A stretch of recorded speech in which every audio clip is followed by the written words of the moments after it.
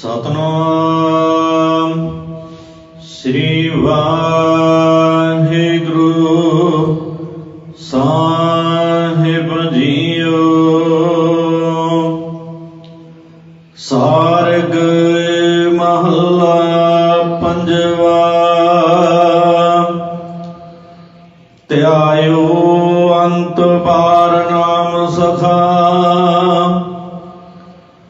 ਜਹ ਮਾਤ ਪਿਤਾ ਸੁਤ ਭਾਈ ਨਾ ਪਹੁੰਚੈ।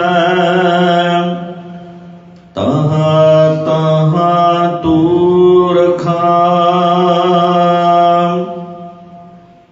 ਧਿਆਇਓ ਅੰਤ ਬਾਰ ਨਾਮ ਸਖਾ। ਵਾਹਿਗੁਰੂ ਜੀ ਕਾ ਖਾਲਸਾ ਵਾਹਿਗੁਰੂ ਜੀ ਕੀ ਫਤਿਹ।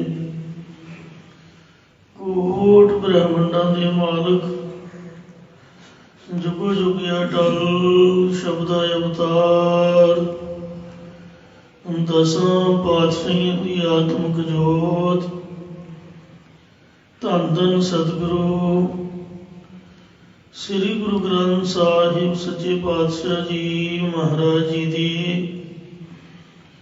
ਪਵਿੱਤਰ ਪਾਵਨ ਹਜ਼ੂਰੀ ਦੇ ਵਿੱਚ ਜੁੜਨ ਬੈਠੀ ਗੁਰੂ ਰੂਪ ਗੁਰੂ ਖਾਲਸਾ ਸਾਧ ਸੰਗਤ ਜੀਓ। ਆਓ ਬੜੇ ਪਿਆਰ ਯਾਰ ਸਤਿਕਾਰ ਦੇ ਨਾਲ ਅੰਮ੍ਰਿਤ ਬਾਣੀ ਹਰ ਹਰ ਤੇਰੀ ਸੁਣ ਸੁਣ ਹੋਵੇ ਪਰਮ ਗਤ ਮੇਰੀ। ਜਲਨ ਬੁਝੀ ਸੀਤਲ ਹੋਏ ਮਨੁਆ ਸਤਿਗੁਰ ਕਾ ਦਰਸ਼ਨ ਪਾਏ ਜੀਓ। ਸਤਿਗੁਰਾਂ ਦੇ ਦਰਸ਼ਨ ਦੀਦਾਰੇ ਕਰਦਿਆਂ ਹੋਇਆਂ ਅੰਮ੍ਰਿਤ ਬਾਣੀ ਦੀ ਕਥਾ ਦਾ ਲਾਭ ਪ੍ਰਾਪਤ ਕਰੋ। ਗੁਰੂ ਘਰ ਦੇ ਵਿੱਚ ਇਨਸਾਨ ਦੇ ਪਾਰ ਉਤਾਰੇ ਵਾਸਤੇ ਸਤਿਗੁਰਾਂ ਨੇ ਦੋ ਬਖਸ਼ਿਸ਼ਾਂ ਕੀਤੀਆਂ ਨੇ। ਪਹਿਲੀ ਹੈ ਸੇਵਾ, ਦੂਜਾ ਹੈ ਸਿਮਰਨ। ਜੇ ਪੂਰਾ ਪੂਰਾ ਲਾਭ ਲੈਣਾ ਹੋਵੇ ਤਾਂ ਸੇਵਾ ਤੇ ਸਿਮਰਨ ਦੋਨੇ ਹੀ ਕਰਨ ਦੀ ਆਗਿਆ ਹੈ, ਕਿਉਂਕਿ ਕਲਯੁਗ ਦਾ ਸਮਾਂ ਹੈ। ਉਮਰਾਂ ਥੋੜੀਆਂ ਨੇ, ਬਲ ਘੱਟ ਹੈ, ਕਾਰੋਬਾਰ ਵੀ ਕਰਨੇ ਹੋਏ। ਇਸ ਲਈ ਸੇਵਾ ਤੇ ਸਿਮਰਨ ਦੇ ਨਾਲ ਹੀ ਪੂਰਾ ਪੂਰਾ ਲਾਭ ਪ੍ਰਾਪਤ ਹੁੰਦਾ ਹੈ। ਸਤਿਗੁਰੂ ਜੀ ਦਾ ਬਚਨ ਹੈ, ਨੇਤਰ ਪੁਨੀਤ ਭਏ ਦਰਸ ਭੇਖੇ। ਜਿਹੜੇ ਨੇਤਰ ਨੇ, ਜੋ ਅੱਖਾਂ ਨੇ, ਉਹ ਗੁਰੂ ਸਾਹਿਬ ਮਹਾਰਾਜ ਜੀ ਦੇ ਦਰਸ਼ਨ ਕਰਕੇ ਹੀ ਪਵਿੱਤਰ ਹੁੰਦੇ ਨੇ। ਅਰ ਹਸਤ ਪੁਨੀਤ ਟਹਿਲਾਵਾ। ਜਿਹੜੇ ਹੱਥ ਨੇ ਉਹ ਸਤਿਗੁਰੂ ਜੀ ਦੇ ਘਰ ਦੀ ਟਹਿਲ ਸੇਵਾ ਕਰਦਿਆਂ ਹੀ ਪਵਿੱਤਰ ਹੁੰਦੇ ਹਨ। ਹਿਰਦਾ ਪੁਨੀਤ ਹਿਰਦੈ ਹਰ ਬਸਿਓ। ਉਹ ਹਿਰਦਾ ਪਵਿੱਤਰ ਹੋ ਗਿਆ ਹੈ ਜਿਸ ਦੇ ਹਿਰਦੇ 'ਚ ਹਰੀ ਪਰਮੇਸ਼ਰ ਦਾ ਨਾਮ ਵਸ ਗਿਆ। ਔਰ ਮਸਤ ਪੁਨੀਤ ਸੰਤ ਧੂਰ ਆਵਾ। ਜਿਹੜਾ ਮੱਥਾ ਹੈ ਉਹ ਤਾਂ ਪਵਿੱਤਰ ਹੈ ਜੇ ਮੱਥੇ ਦੇ ਉੱਪਰ ਸਾਧੂ ਸੰਤਾਂ ਮਹਾਤਮਾ ਜਨਾਂ ਦੇ ਚਰਨਾਂ ਦੀ ਧੂੜੀ ਲੱਗ ਜਾਏ। ਮਸਤਕ ਲੱਗੇ ਸਾਧ ਰੇਣ ਬੜ ਭਾਗ ਜਿਨ੍ਹਾਂ ਦੇ, ਕਿਉਂਕਿ ਸਾਧੂ ਸੰਤ ਹੀ ਇਨਸਾਨ ਨੂੰ ਸਿਮਰਨ ਕਰਨ ਦੀ ਜਾਚ ਤੇ ਸੇਵਾ ਕਰਨ ਦੀ ਜਾਚ ਸਿਖਾਉਂਦੇ ਨੇ, ਜਾਂ ਇੰਝ ਕਹਿ ਲਓ ਕਿ ਆਦਤ ਪਾ ਦਿੰਦੇ ਨੇ, ਸੁਭਾਅ ਬਣਾ ਦਿੰਦੇ ਨੇ ਕਿ ਸਿਮਰਨ ਕਰੋ ਔਰ ਸੇਵਾ ਕਰੋ। ਵਿਣ ਸੇਵਾ ਫਲ ਕਬੋ ਨ ਪਾਵਸ। ਸੇਵਾ ਕਰਨੀ ਸਾਰੀ ਪ੍ਰਭ ਕਾ ਸਿਮਰਨ ਸਭ ਤੇ ਉੱਚਾ। ਕੱਲਾ ਪਾਠ ਕਰਦੇ ਰਹਾਂਗੇ, ਸਿਮਰਨ ਕਰਦੇ ਰਹਾਂਗੇ, ਬਹੁਤਾ ਚਿਰ ਬੈਠਾ ਨਹੀਂ ਜਾਂਦਾ, ਨੀਂਦਰ ਆ ਜਾਂਦੀ ਹੈ। ਮੈਨੂੰ ਤਾਂ ਉਵੇਂ ਆਲਸ ਪੈ ਜਾਂਦਾ ਬੈਠਣ ਤੋਂ। ਸੇਵਾ ਨਾਲ ਥੋੜ੍ਹਾ ਬੰਦਾ ਐਕਟਿਵ ਰਹਿੰਦਾ, ਲਾਭ ਹੋਣਾ ਹੀ ਹੈ। ਮਹਾਂਪੁਰਖ ਦਮਦਮੀ ਟਕਸਾਲ ਦੇ 11ਵੇਂ ਮੁਖੀ ਸੰਤ ਬਾਬਾ ਬਿਸ਼ਨ ਸਿੰਘ ਜੀ ਮੁਰਾਲੇ ਵਾਲਿਆਂ ਦਾ ਇਹ ਸੁਭਾਵ ਸੀਗਾ ਕਿ ਉਹ 24 ਘੰਟੇ ਸਿਮਰਨ ਹੀ ਕਰਦੇ ਰਹਿੰਦੇ ਸਨ। 1 ਘੰਟਾ ਪਰਮੇਸ਼ਰ ਦੀ ਮਰਿਆਦਾ ਵਿੱਚ ਆਉਣ ਤੇ ਦਿਨ 12 ਵਜੇ ਤੋਂ ਜੋ ਵਾਹਿਗੁਰੂ ਦੀ ਜੋ ਮਰਿਆਦਾ ਹੈ ਉਹ ਕਾਇਮ ਰਹੇ। ਕਿਉਂਕਿ ਆਮ ਲੋਕਾਂ ਦੀ ਕਹਾਵਤ ਹੈ ਕਿ ਰਾਤ ਤਾਂ ਭਾਈ ਪਰਮੇਸ਼ਰ ਨੇ ਸੌਣ ਲਈ ਬਣਾਈ ਹੈ, ਜੇ ਰਾਤ ਨਾ ਹੋਵੇ ਬੰਦਾ ਦਾ ਕੰਮ ਕਰਦਾ ਕਰਦਾ ਹੀ ਮਰ ਜਾਏ, ਹੰਭ ਜਾਏ। ਜਦੋਂ ਥੱਕ ਜਾਂਦਾ ਤਾਂ ਮਹਾਰਾਜ ਹਨੇਰਾ ਕਰ ਦਿੰਦਾ ਵੀ ਇਹ ਸੌਂ ਜਾਏ। ਰੱਬ ਦੀ ਮਰਿਆਦਾ ਵੀ ਜ਼ਰੂਰੀ ਹੈ। ਇਸ ਵਾਸਤੇ ਰਾਤ ਦੀ 12 ਵਜੇ ਤੋਂ ਲੈ ਕੇ 1 ਵਜੇ ਤੱਕ ਸਿਰਫ 1 ਘੰਟਾ ਕੇਵਲ ਬਰਾਜਿਆ ਕਰਦੇ।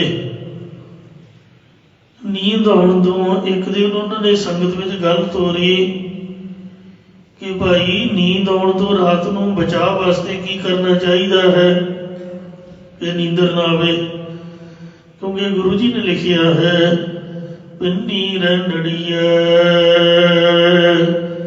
ਚਮਕਣ ਤਾਰੇ ਜਾਗਹਿ ਸੰਤ ਜਨ ਮੇਰੇ ਰਾਮ ਪਿਆਰੇ। ਰਾਮ ਪਿਆਰੇ ਸਦਾ ਜਾਗਹਿ ਨਾਮ ਸਿਮਰੈ ਅਨਦਿਨੋ। ਸੰਤ ਕਹਿੰਦੇ ਵੀ ਰਾਤ ਵਾਹਿਗੁਰੂ ਨੇ ਭਜਨ ਲਈ ਬਣਾਈ ਹੈ। ਕਿਉਂਕਿ ਰੌਲੇ ਵਾਲੇ ਸਾਰੇ ਸੌ ਜਾਂਦੇ ਨੇ, ਨੀਂਦਰ ਨਾ ਆਵੇ ਤਾਂ ਕੀ ਕਰਨਾ ਚਾਹੀਦਾ ਹੈ। ਤਾਂ ਸੰਤ ਬਾਬਾ ਖਜਾਨ ਸਿੰਘ ਸਾਹਿਬ ਜੋ ਦਮਦਮੀ ਟਕਸਾਲ ਦੇ 12ਵੇਂ ਮੁਖੀ ਸੰਤ ਬਾਬਾ ਸੁੰਦਰ ਸਿੰਘ ਜੀ ਖਾਲਸਾ ਭਿੰਡਰਾਂ ਵਾਲਿਆਂ ਦੇ ਪਿਤਾ ਜੀ ਸਨ, ਜਿਨ੍ਹਾਂ ਦੀ ਜ਼ਮੀਨ ਵਿੱਚ ਗੁਰਦੁਆਰਾ ਸ੍ਰੀ ਅਖੰਡ ਪ੍ਰਕਾਸ਼ ਭਿੰਡਰ ਕਲਾਂ ਵਿਖੇ ਸੁਸ਼ੋਭਿਤ ਹੈ। ਦਮਦਮੀ ਟਕਸਾਲ ਦਾ ਹੈੱਡਕੁਆਰਟਰ ਸੀ ਪਹਿਲਾਂ। ਉਹ ਬਾਬਾ ਖਜਾਨ ਸਿੰਘ ਜੀ ਨੇ ਆਖਿਆ ਕਿ ਨੀਂਦਰ ਨਾ ਆਵੇ ਸੇਵਾ ਕਰੋ, ਚੱਕੀ ਪੀਓ। ਕਹਿੰਦੇ ਠੀਕ ਹੈ। ਉਸੇ ਹੀ ਦਿਨ ਤੋਂ ਬਾਬਾ ਬਿਸ਼ਨ ਸਿੰਘ ਜੀ ਨੇ ਚੱਕੀ ਪੀਣ ਦੀ ਸੇਵਾ ਲੈ ਲਈ। ਜਦੋਂ ਨੀਂਦ ਆਉਣੀ ਚੱਕੀ ਪੀਣ ਲੱਗ ਪੈਣਾ। ਸਰੀਰ ਵੱਡੀ ਉਮਰ ਦਾ ਸੀ ਤੇ ਐਨ ਸੁਕਾਇਆ ਹੋਇਆ ਸੀ, ਨਾ ਕਦੇ ਮਿੱਠਾ ਖਾਣਾ ਨਾ ਦੁੱਧ ਪੀਣਾ, ਸਿਰਫ ਸ਼ਰਦਾਈ ਛਕਿਆ ਕਰਦੇ ਅਤੇ 8 ਪਹਿਰਾਂ ਮਗਰੋਂ 2 ਕੜਛੀਆਂ ਮੂੰਗੀ ਦੀ ਦਾਲ ਖਾਇਆ ਕਰਦੇ। ਕਿਉਂਕਿ ਪ੍ਰਸ਼ਾਦੇ ਵਿੱਚ ਵੀ ਨਸ਼ਾ ਹੁੰਦਾ ਹੈ। ਜਿੰਨਾ ਮਰਜ਼ੀ ਬੰਦਾ ਐਕਟਿਵ ਹੋਏ, ਰੋਟੀ ਖਾਂਦਿਆਂ ਸਾਰੀ ਅੱਖਾਂ ਬੰਦ ਹੋਣ ਲੱਗ ਪੈਂਦੀਆਂ, ਸੌਣਾ ਪੈਂਦਾ। ਰੋਟੀ ਨਾ ਖਾਓ ਤਾਂ ਫਿਰ ਚੜ੍ਹਦੀ ਕਲਾ। ਪ੍ਰਸ਼ਾਦਾ ਨਾ ਛਕਣ ਤੋਂ ਜਾਂ ਘੱਟ ਛਕਣ ਤੋਂ ਨੀਂਦ ਘੱਟ ਜਾਂਦੀ ਹੈ। ਸੋ ਇੰਨਾ ਕੁ ਆਹਾਰ ਉਹ ਨੀਂਦ ਤੋਂ ਬਚਾਓ ਵਾਸਤੇ ਰੱਖਿਆ ਕਰਦੇ। ਇੰਨਾ ਹੀ ਸੀਗਾ ਉਹਨਾਂ ਦਾ ਸਰੀਰ ਦਾ ਜੋ ਆਹਾਰ ਖੁਰਾਕ। ਬਹੁਤੇ ਬਿਰਧ ਜਾਣ ਕੇ ਸੰਤਾਂ ਨੇ ਸੰਤ ਸੁੰਦਰ ਜੀ ਨੂੰ ਕਿਹਾ ਕਿ ਤੁਹਾਡੇ ਪਿਤਾ ਨੇ ਚੱਕੀ ਪੀਣ ਦੀ ਸੇਵਾ ਕਿਉਂ ਇਹਨਾਂ ਨੂੰ ਲਾਈ ਹੋਈ ਹੈ।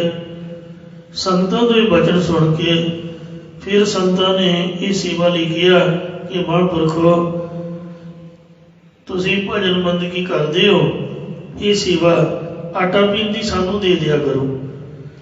ਅੰਮ੍ਰਿਤ ਵੇਲੇ 1 ਵਜੇ ਉੱਠ ਕੇ ਜਦੋਂ ਨਾ ਇਸ਼ਨਾਨ ਕਰਨਾ ਤਾਂ ਸਭ ਤੋਂ ਪਹਿਲਾਂ ਆਪਦੇ ਹੱਥਾਂ ਦੇ ਨਾਲ ਚੱਕੀ ਪੀਸ ਕੇ ਤਾਜ਼ਾ ਆਟਾ ਤਿਆਰ ਕਰਕੇ ਆਪਣੇ ਹੱਥਾਂ ਨਾਲ ਕੜਾਹ ਪ੍ਰਸ਼ਾਦ ਬਣਾਉਣਾ ਗੁਰੂ ਸਾਹਿਬ ਦੇ ਭੋਗ ਵਾਸਤੇ। ਕਹਿੰਦੇ 12 ਵਜੇ ਤੋਂ ਪਹਿਲਾਂ ਆਟਾ ਜਿਹੜਾ ਪੀਸਿਆ ਉਹ ਵਿਆਹ ਹੋ ਜਾਂਦਾ ਹੈ। ਤਾਜ਼ਾ ਆਟਾ ਪੀਸ ਕੇ ਚੱਕੀ ਦੇ ਨਾਲ ਫਿਰ ਗੁਰੂ ਮਹਾਰਾਜ ਨੂੰ ਕੜਾਹ ਪ੍ਰਸ਼ਾਦ ਬਣਾ ਕੇ ਭੋਗ ਲਗਾਉਣਾ। ਤੇ ਜਦ ਬਾਬਾ ਸੁੰਦਰ ਸਿੰਘ ਨੇ ਬੇਨਤੀ ਕੀਤੀ ਕਹਿੰਦੇ ਤੁਹਾਡੀ ਖੁਸ਼ੀ ਹੈ। ਉਹ ਸੇਵਾ ਬਾਬਾ ਸੁੰਦਰ ਸਿੰਘ ਨੇ ਲੈ ਲਈ। ਫਿਰ ਬਾਬਾ ਸੁੰਦਰ ਸਿੰਘ ਜੀ ਆਪਦੇ ਹੱਥੀਂ ਚੱਕੀ ਪੀਸ ਕੇ ਆਟਾ ਬਣਾ ਕੇ ਗੁਰੂ ਸਾਹਿਬ ਨੂੰ ਕੜਾਹ ਪ੍ਰਸ਼ਾਦ ਦਾ ਭੋਗ ਲਵਾਉਂਦੇ। ਉਹਨਾਂ ਤੋਂ ਬਾਅਦ ਇਹ ਸੇਵਾ ਬਾਬਾ ਗੁਰਬਚਨ ਸਿੰਘ ਸਾਹਿਬ ਨੇ ਲੈ ਲਈ। ਤੋ ਮਹਾਂਪੁਰਖ ਦੱਸਿਆ ਕਰਦੇ, ਕਹਿੰਦੇ ਵੀ ਅਸੀਂ ਆਟਾ ਜਿਹੜਾ ਹੈ ਚੱਕੀ ਦੇ ਨਾਲ ਤਾਂ ਪੀਂਦੇ ਹਾਂ ਕਿ ਸਾਡਾ ਸਰੀਰ ਕੱਲਾ ਬਾਣੀ ਪੜ੍ਹਨ ਤੋਂ ਤਾਂ ਜ਼ੁਬਾਨ ਪਵਿੱਤਰ ਹੁੰਦੀ ਹੈ। ਜਿਹੜੇ ਹੱਥ ਤੇ ਪੈਰ ਆਪਣੇ ਦਿੱਤੇ ਨੇ ਇਹ ਤਾਂ ਸਫਲ ਨੇ ਜੇ ਆਪਾਂ ਸੇਵਾ ਕਰਾਂਗੇ। ਮਿੰਟ ਸੇਵਾ ਫਲ ਕਬੋ ਨਾ ਪਾਵਸ। ਸਤਿਗੁਰ ਕੀ ਸੇਵਾ ਸਫਲ ਹੈ। ਮਿੰਟ ਸੇਵਾ ਤੇਰੇ ਹੱਥ ਪੈਰ ਹੋਰ ਨਹੀਂ ਫਲ ਕਰਨੀ। ਇਹ ਅੰਗ ਪਵਿੱਤਰ ਹੁੰਦੇ ਨੇ ਸੇਵਾ ਕਰਨ ਤੋਂ। ਤਾਂ ਅਸੀਂ ਆਟਾ ਪੀਸਦੇ ਹਾਂ। ਇੱਕ ਬੰਦੇ ਨੂੰ ਮਾਣ ਨਹੀਂ ਹੁੰਦਾ, ਮਾਣ ਹੰਕਾਰ ਪਾਉਣ ਵਾਸਤੇ ਹੀ ਆਟਾ ਪੀਸਣਾ ਕਰਦੇ ਹਾਂ। ਸੋ ਪਾਣੀ ਪੱਖਾ ਪੀਸ ਦਾਸ ਕੈ ਤਬ ਹੋਏ ਨਿਹਾਲ। ਰਾਜ ਮਿਲਕ ਸਿਕਦਾਰੀਆਂ ਅਗਨੀ ਮੈਂ ਜਾਲ। ਗੁਰੂ ਘਰ ਦਾ ਪਾਣੀ ਢੋ ਕੇ ਪਾਣੀ ਭਰ ਕੇ ਤੇ ਆਟਾ ਪੀਸ ਕੇ ਸੋ ਮਹਾਰਾਜ ਕਹਿੰਦੇ ਤੂੰ ਨਿਹਾਲ ਹੋ ਜਾ। ਸੇਵਾ ਕਰਨ ਤੋਂ ਖੁਸ਼ੀ ਆਉਂਦੀ ਹੈ, ਆਨੰਦ ਆਉਂਦਾ ਹੈ। ਸਿਮਰਨ ਕਰਨ ਤੋਂ ਚਿਹਰਾ ਖਿੜਦਾ ਹੈ। ਸਿਮਰਨ ਤੇ ਸੇਵਾ ਦੋ ਬਖਸ਼ਿਸ਼ਾਂ ਗੁਰੂ ਸਾਹਿਬ ਦੀਆਂ ਗੁਰੂ ਘਰ 'ਚ ਵਰਤਦੀਆਂ ਨੇ। ਸੋ ਆਪ ਵਡਭਾਗੇ ਹੋ। ਅੱਜ ਵੱਡੇ ਸਾਹਿਬਜ਼ਾਦਿਆਂ ਦਾ ਦਿਹਾੜਾ ਹੈ। ਉਹ ਵੀ ਨਗਰ ਨਿਵਾਸੀਆਂ ਨੇ ਸੜਕ ਤੇ ਲੰਗਰ ਲਾਇਆ ਹੋਇਆ ਤੇ ਛੋਟੇ ਸਾਹਿਬਜ਼ਾਦਿਆਂ ਦੇ ਲੰਗਰ ਦੀ ਬੜੀ ਮਹਾਨ ਸੇਵਾ ਗੁਰੂ ਘਰ ਦੇ ਗੇਟ ਤੇ। ਸੋ ਸੰਗਤਾਂ ਬੜੇ ਉਤਸ਼ਾਹ ਨਾਲ ਨਿਭਾਉਂਦੀਆਂ ਨੇ। ਇਸ ਵਾਸਤੇ ਦੋਨੇ ਹੀ ਲੰਗਰ ਮਹਾਰਾਜ ਦੇ ਘਰ ਵਿੱਚ ਸੇਵਾ ਦਾ ਤੇ ਸਿਮਰਨ ਦਾ ਖੁੱਲੇ ਚੱਲਦੇ ਨੇ। ਵਡਭਾਗੀ ਸੰਗਤ ਦਾ ਲਾਭ ਪ੍ਰਾਪਤ ਕਰਕੇ ਆਪਦੇ ਬਾਲ ਬੱਚਿਆਂ ਦੀ ਸੁੱਖ ਮੰਗਦੀਆਂ ਸਤਿਗੁਰੂ ਮਹਾਰਾਜ ਬੇਅੰਤ ਬਖਸ਼ਿਸ਼ਾਂ ਕਰ ਰਹੇ ਹਨ। ਆਓ ਪਿਆਰ ਨਾਲ ਕਥਾ ਵਿੱਚ ਇੱਥੇ ਜੋੜਦੇ ਹਾਂ। ਉਚਾਰਨ ਕਰੋ ਜੀ ਸਤਿਨਾਮ ਸ੍ਰੀ ਵਾਹਿਗੁਰੂ ਜੀ। ਸਤਿਨਾਮ ਸ੍ਰੀ ਵਾਹਿਗੁਰੂ ਸਾਹਿਬ ਜੀਓ। ਸਾਰਗਾ ਮਹੱਲਾ ਪੰਜਵਾ। ਪੰਜਵੇਂ ਪਾਤਸ਼ਾਹ ਸ਼ਹੀਦਾਂ ਦੇ ਸਰਤਾਜ ਸ੍ਰੀ ਗੁਰੂ ਅਰਜਨ ਦੇਵ ਸਾਹਿਬ ਜੀ ਸਾਰੰਗ ਰਾਗ ਦੇ ਵਿੱਚ ਸ਼ੋਭਾਵਨ ਉਪਦੇਸ਼ ਦੀ ਬਖਸ਼ਿਸ਼ ਕਰ ਰਹੇ ਨੇ। ਧਿਆਇਓ ਅੰਤ ਬਾਰ ਨਾਮ ਸਖਾ। ਹੇ ਪਰਮੇਸ਼ਰ ਅਖੀਰਲੇ ਸਮੇਂ ਸਹਾਇਤਾ ਕਰਨ ਵਾਲਾ ਤੇਰਾ ਨਾਮ ਹੀ ਸਖਾ ਪਿਆਰਾ ਮਿੱਤਰ ਹੈ, ਮਿੱਤਰ ਦੀ ਤਰ੍ਹਾਂ ਹੈ। ਇਸ ਲਈ ਮੈਂ ਤੇਰੇ ਨਾਮ ਨੂੰ ਹੀ ਪ੍ਰੇਮ ਦੇ ਨਾਲ ਧਿਆਉਣਾ ਕੀਤਾ ਹੈ। ਜਹ ਮਾਤ ਪਿਤਾ ਸੁਤ ਭਾਈ ਨਾ ਪਹੁੰਚੈ। ਜਿੱਥੇ ਮਾਂ ਪਿਓ ਪੁੱਤਰ ਅਤੇ ਭਰਾ ਨਹੀਂ ਪਹੁੰਚ ਸਕਦੇ ਤਹਾਂ ਤਹਾਂ ਤੂੰ ਰਖਾ। ਉੱਥੇ ਉੱਥੇ ਤੂੰ ਹੀ ਰੱਖਿਆ ਕਰਦਾ ਹੈ ਜੀਵ ਦੀ। ਰਹਾਉ ਵਿਸ਼ਰਾਮ ਦੇ ਕਰ ਫਰਮਾਨ ਕਰਦੇ ਨੇ। ਅੰਧ ਕੋ ਪਾਗ੍ਰਹ ਮਹਿ ਤੈਨ ਸਿਮਰਿਓ। ਇਹ ਪਰਮੇਸ਼ਰ ਗ੍ਰਸਤ ਰੂਪ ਅੰਨੇ ਖੂਹ ਦੇ ਵਿੱਚ ਰਹਿੰਦੇ ਆ ਤੇ ਇਸ ਪੁਰਖ ਨੇ ਹੀ ਤੈਨੂੰ ਸਿਮਰਿਆ ਯਾਦ ਕੀਤਾ ਹੈ। ਜਿਸਾ ਮਸਤਕ ਲੇਖ ਲਿਖਾ। ਜਿਸ ਦੇ ਮੱਥੇ ਤੇ ਤੂੰ ਸ੍ਰੇਸ਼ਟ ਕਰਮਾਂ ਦਾ ਲੇਖ ਲਿਖ ਦਿੱਤਾ ਹੈ ਜਾਂ ਜਿਹਨੇ ਆਪਣੇ ਅੰਤਰਕਰਨ ਨੂੰ ਮੱਥੇ ਤੇ ਗੁਰਾਂ ਦੇ ਉਪਦੇਸ਼ ਰੂਪ ਲੇਖ ਨੂੰ ਪ੍ਰੇਮ ਰੂਪ ਕਲਮ ਦੇ ਨਾਲ ਲਿਖ ਲਿਆ ਹੈ। ਖੁੱਲੇ ਬੰਧਨਾ ਮੁਕਤ ਗੁਰ ਕੀਨੀ। ਉਸ ਦੇ ਹੰਗਤਾ ਮਮਤਾ ਜਮਣ ਮਰਨ ਦੇ ਜੰਜਾਲ ਖੁੱਲ ਗਏ ਨੇ ਔਰ ਉਸ ਦੀ ਸਤਿਗੁਰਾਂ ਨੇ ਮੁਕਤੀ ਵੀ ਕੀਤੀ ਹੈ। ਸਭ ਤੋ ਹੈ ਤੁਹੀ ਦਿਖਾ। ਔਰ ਉਸ ਪੁਰਖ ਨੂੰ ਸਾਰੀਆਂ ਥਾਵਾਂ ਵਿੱਚ ਕੇਵਲ ਤੂੰ ਹੀ ਵਿਆਪਕ ਦਿਸਿਆ ਹੈ। ਤੂੰ ਹੀ ਸਰਗੁਣ ਸਰੂਪ ਧਾਰਨ ਵਾਲਾ ਹੈ, ਤੂੰ ਹੀ ਨਿਰਗੁਣ ਸਰੂਪ ਧਾਰਨ ਵਾਲਾ ਹੈ। ਜਾਂ हे ਪਰਮੇਸ਼ਰ, ਮੈਂ ਤੈਨੂੰ ਹੀ ਜੀਵ ਰੂਪ ਤੇ ਤੈਨੂੰ ਹੀ ਈਸ਼ਰ ਰੂਪ, ਜਾਂ ਤੈਨੂੰ ਹੀ ਇਸ ਲੋਕ ਵਿੱਚ ਅਰ ਤੈਨੂੰ ਹੀ ਪਰਲੋਕ ਦੇ ਵਿੱਚ ਵਿਆਪਕ ਵੇਖਣਾ ਕੀਤਾ ਹੈ। ਅੰਮ੍ਰਿਤ ਨਾਮ ਪੀਆ ਮਨ ਤ੍ਰਿਵਤਿਆ। हे ਪਰਮੇਸ਼ਰ, ਜਦ ਤੋਂ ਮੈਂ ਤੇਰਾ ਨਾਮ ਅੰਮ੍ਰਿਤ ਰੂਪ ਜਲ ਪੀਣਾ ਕੀਤਾ ਹੈ, ਤਦ ਤੋਂ ਮੇਰਾ ਮਨ, ਮੇਰਾ ਚਿੱਤ ਵੀ ਆਤਮਕ ਆਨੰਦ ਦੀ ਪ੍ਰਾਪਤੀ ਕਰਕੇ ਤ੍ਰਿਪਤ ਹੋ ਗਿਆ ਅਤੇ ਆਗਾਏ ਰਸਨ ਚਖਾ। ਜੋ ਜ਼ਬਾਨ ਹੈ ਉਹ ਵੀ ਨਾਮ ਅੰਮ੍ਰਿਤ ਨੂੰ ਚੱਖ ਕੇ ਸਵਾਦਲੇ ਪਦਾਰਥਾਂ ਦੇ ਵੱਲੋਂ ਰਜ ਗਈ ਹੈ। ਜਾਂ ਇਸੇ ਪ੍ਰਕਾਰ ਅਗਾਏ ਰਸਨ ਚਖਾ। ਮੈਂ ਪ੍ਰਤੱਖ ਪ੍ਰੀਤ ਰੂਪ ਜ਼ਬਾਨ ਦੇ ਨਾਲ ਨਾਮ ਅੰਮ੍ਰਿਤ ਨੂੰ ਚੱਖ ਉਚਾਰਨ ਕਰਕੇ ਲੋਕ ਪਰਲੋਕ ਦੇ ਪਦਾਰਥਾਂ ਵੱਲੋਂ ਵੀ ਰਜ ਗਿਆ ਹਾਂ। ਜਾਂ ਸੰਸਾਰੀ ਰਸਾਂ ਦੇ ਚੱਖਣ ਵੱਲੋਂ ਰਜ ਗਿਆ ਹਾਂ। ਕਹੁ ਨਾਨਕ ਸੁਖ ਸਹਿਜ ਮੈਂ ਪਾਇਆ। ਸਤਿਗੁਰੂ ਮਹਾਰਾਜ ਸਾਹਿਬ ਜੀ ਕਥਨ ਕਰਦੇ ਨੇ ਕਿ ਮੈਂ ਅਚੁੱਤ ਸੁਖ ਜਾਂ ਗਿਆਨ ਸਰੂਪ ਜਾਂ ਸੁਤੇ ਸਿੱਧੀ ਆਤਮਕ ਆਨੰਦ ਨੂੰ ਪਾਇਆ ਹੈ। ਗੁਰ ਲਾਹੀ ਸਗਲ ਦਿਖਾ। ਹਰ ਸਤਿਗੁਰਾਂ ਨੇ ਮੇਰੀ ਰਸਾ ਕਸਮ ਦੀ ਸਾਰੀ ਤ੍ਰੇ ਵੀ ਲਾ ਸੁੱਟੀ, ਮੇਟ ਦਿੱਤੀ ਹੈ।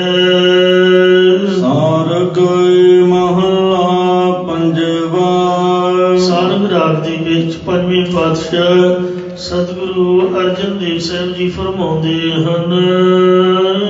ਗੁਰ ਮਿਲ ਐਸੇ ਪ੍ਰਭੂ ਤੇ ਆਇਆ। ਪੂਰੇ ਸਤਿਗੁਰਾਂ ਦੇ ਨਾਲ ਮਿਲਾਪ ਕਰਕੇ ਮੈਂ ਅਜਿਹੇ ਪਰਮੇਸ਼ਰ ਨੂੰ ਧਿਆਇਆ ਹੈ। ਭਇਓ ਕਿਰਪਾਲ ਦਿਆਲ ਦੁਖ ਭੰਜਨ। ਜੋ ਪਿੱਛੇ ਆਪਣੇ ਭਗਤਾਂ ਦੇ ਕਿਰਪਾਲਤਾ ਕਰਨ ਵਾਲਾ ਸੀ, ਹੁਣ ਦਿਆਲੂ ਹੈ, ਅੱਗੇ ਨੂੰ ਵੀ ਦੁੱਖਾਂ ਦੇ ਭੰਨਣ ਵਾਲਾ ਹੋਵੇਗਾ। ਇਸੇ ਪ੍ਰਕਾਰ ਭਇਓ ਕਿਰਪਾਲ ਦਿਆਲ ਦੁਖ ਭੰਜਨ। ਜੋ ਜਮਨ ਮਨ ਦੇ ਦੁੱਖਾਂ ਨੂੰ ਭੰਨਣ ਵਾਲਾ ਪਰ ਸਦਾ ਹੀ ਆਪਣੇ ਭਗਤਾਂ ਦੀ ਦਿਆਲਤਾ ਤੇ ਕਿਰਪਾਲਤਾ ਕਰਨ ਵਾਲਾ ਹੋਇਆ ਹੈ। ਲਗੈ ਨਾ ਤਾਤੀ ਬਾਇਆ। ਅਤੇ ਜੋ ਮਾਤਾ ਦੇ ਗਰਭ ਦੀ ਦੁੱਖ ਕਲੇਸ਼ ਰੂਪ ਨਰਕਾ ਰੂਪ ਤਤੀ ਹਵਾ ਵੀ ਨਹੀਂ ਲੱਗਣ ਦਿੰਦਾ। ਤਾਤੀ ਵਾਉ ਨਾ ਲੱਗਈ ਪਾਰ ਬ੍ਰਹਮ ਸਰਨਾਈ।